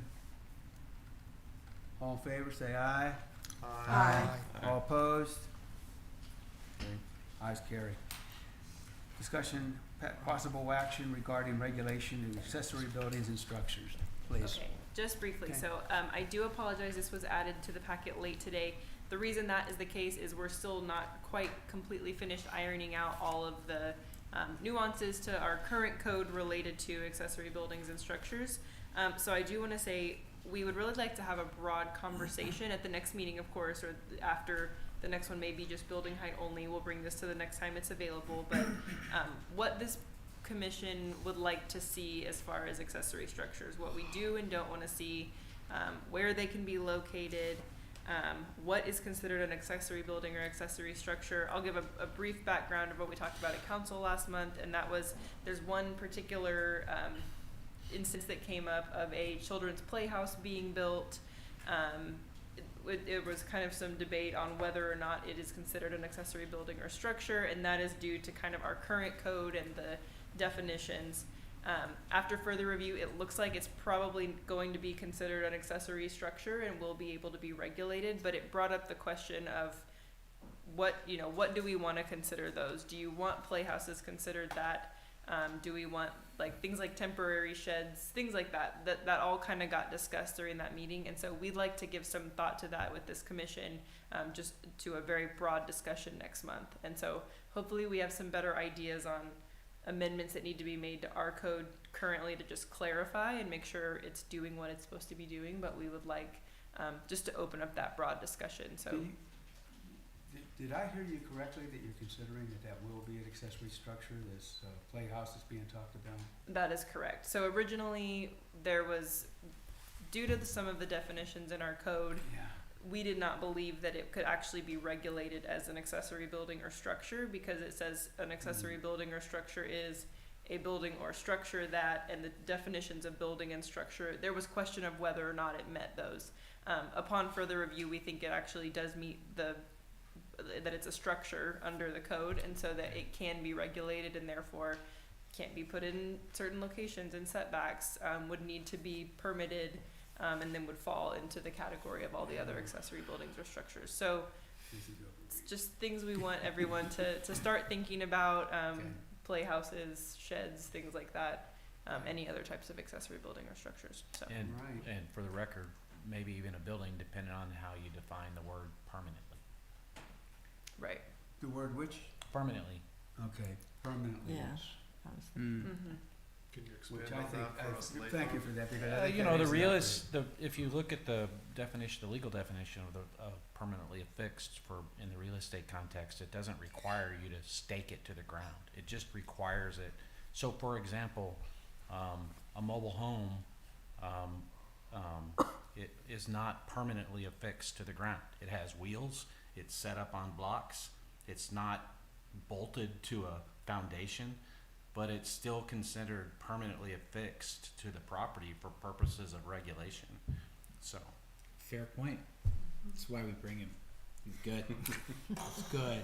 So that Also, maybe legally required to have him here. that too. So that is why, after kind of digging into this, it was a whole bigger can of worms than we thought it was going to be when we originally started. And so council would like this Isn't body everything. to discuss, to discuss just this issue in general, so. And So, Ashley, you were asking that we provide some of the feedback in those bullet points from your email. Would it be something that we should raise with you in advance, or is it something that we're thinking of bringing up at the next meeting, or that's also what we're going to talk about right now at 9:45? Either or, no, not the last one. We're not gonna talk about it at 9:45, but you can, feel free to send anything to me. If you have any questions about, current code language, happy to try to get answers on that. If you wanna send that ahead of time, and we can include something in the packet that has, things that everybody has kind of put into it, that would be helpful as well, but. is I the think- decision on this particular situation, is it waiting for all of this to happen? No, It is not. the current code as written will be applied as it is, but Okay. if there's anything that we need to do going forward to make sure that the intent of this body and then city council is met by our code, we would like to make changes going forward, so. I thought we had exceptions for things like playhouses in the past. Apparently, the answer is not really. Or we tried, but unsuccessfully. So this is all good to readdress. Right, they are specifically listed as a type of accessory building or structure. It says including but not limited to a tool house, home workshop, greenhouse, garage, carport, children's playhouse, or swimming pool house. So they are included. I think what had been largely deliberated in the past was accessory dwellings, and Yeah. that it couldn't have it couldn't have, you know, sleeping Like- quarters, kitchen, mhm. right? It couldn't have all Plumbing, the all things that. that made it a dwelling. Yeah, So yeah. I know that was very heavily discussed in the past and kind of somewhat recent changes made, but it's more the way all of these interplay, and is what we have in the code doing what we think it's supposed to do is the question. So Well, thank you. That's a good new item to address. Yeah. I think that makes sense. absolutely.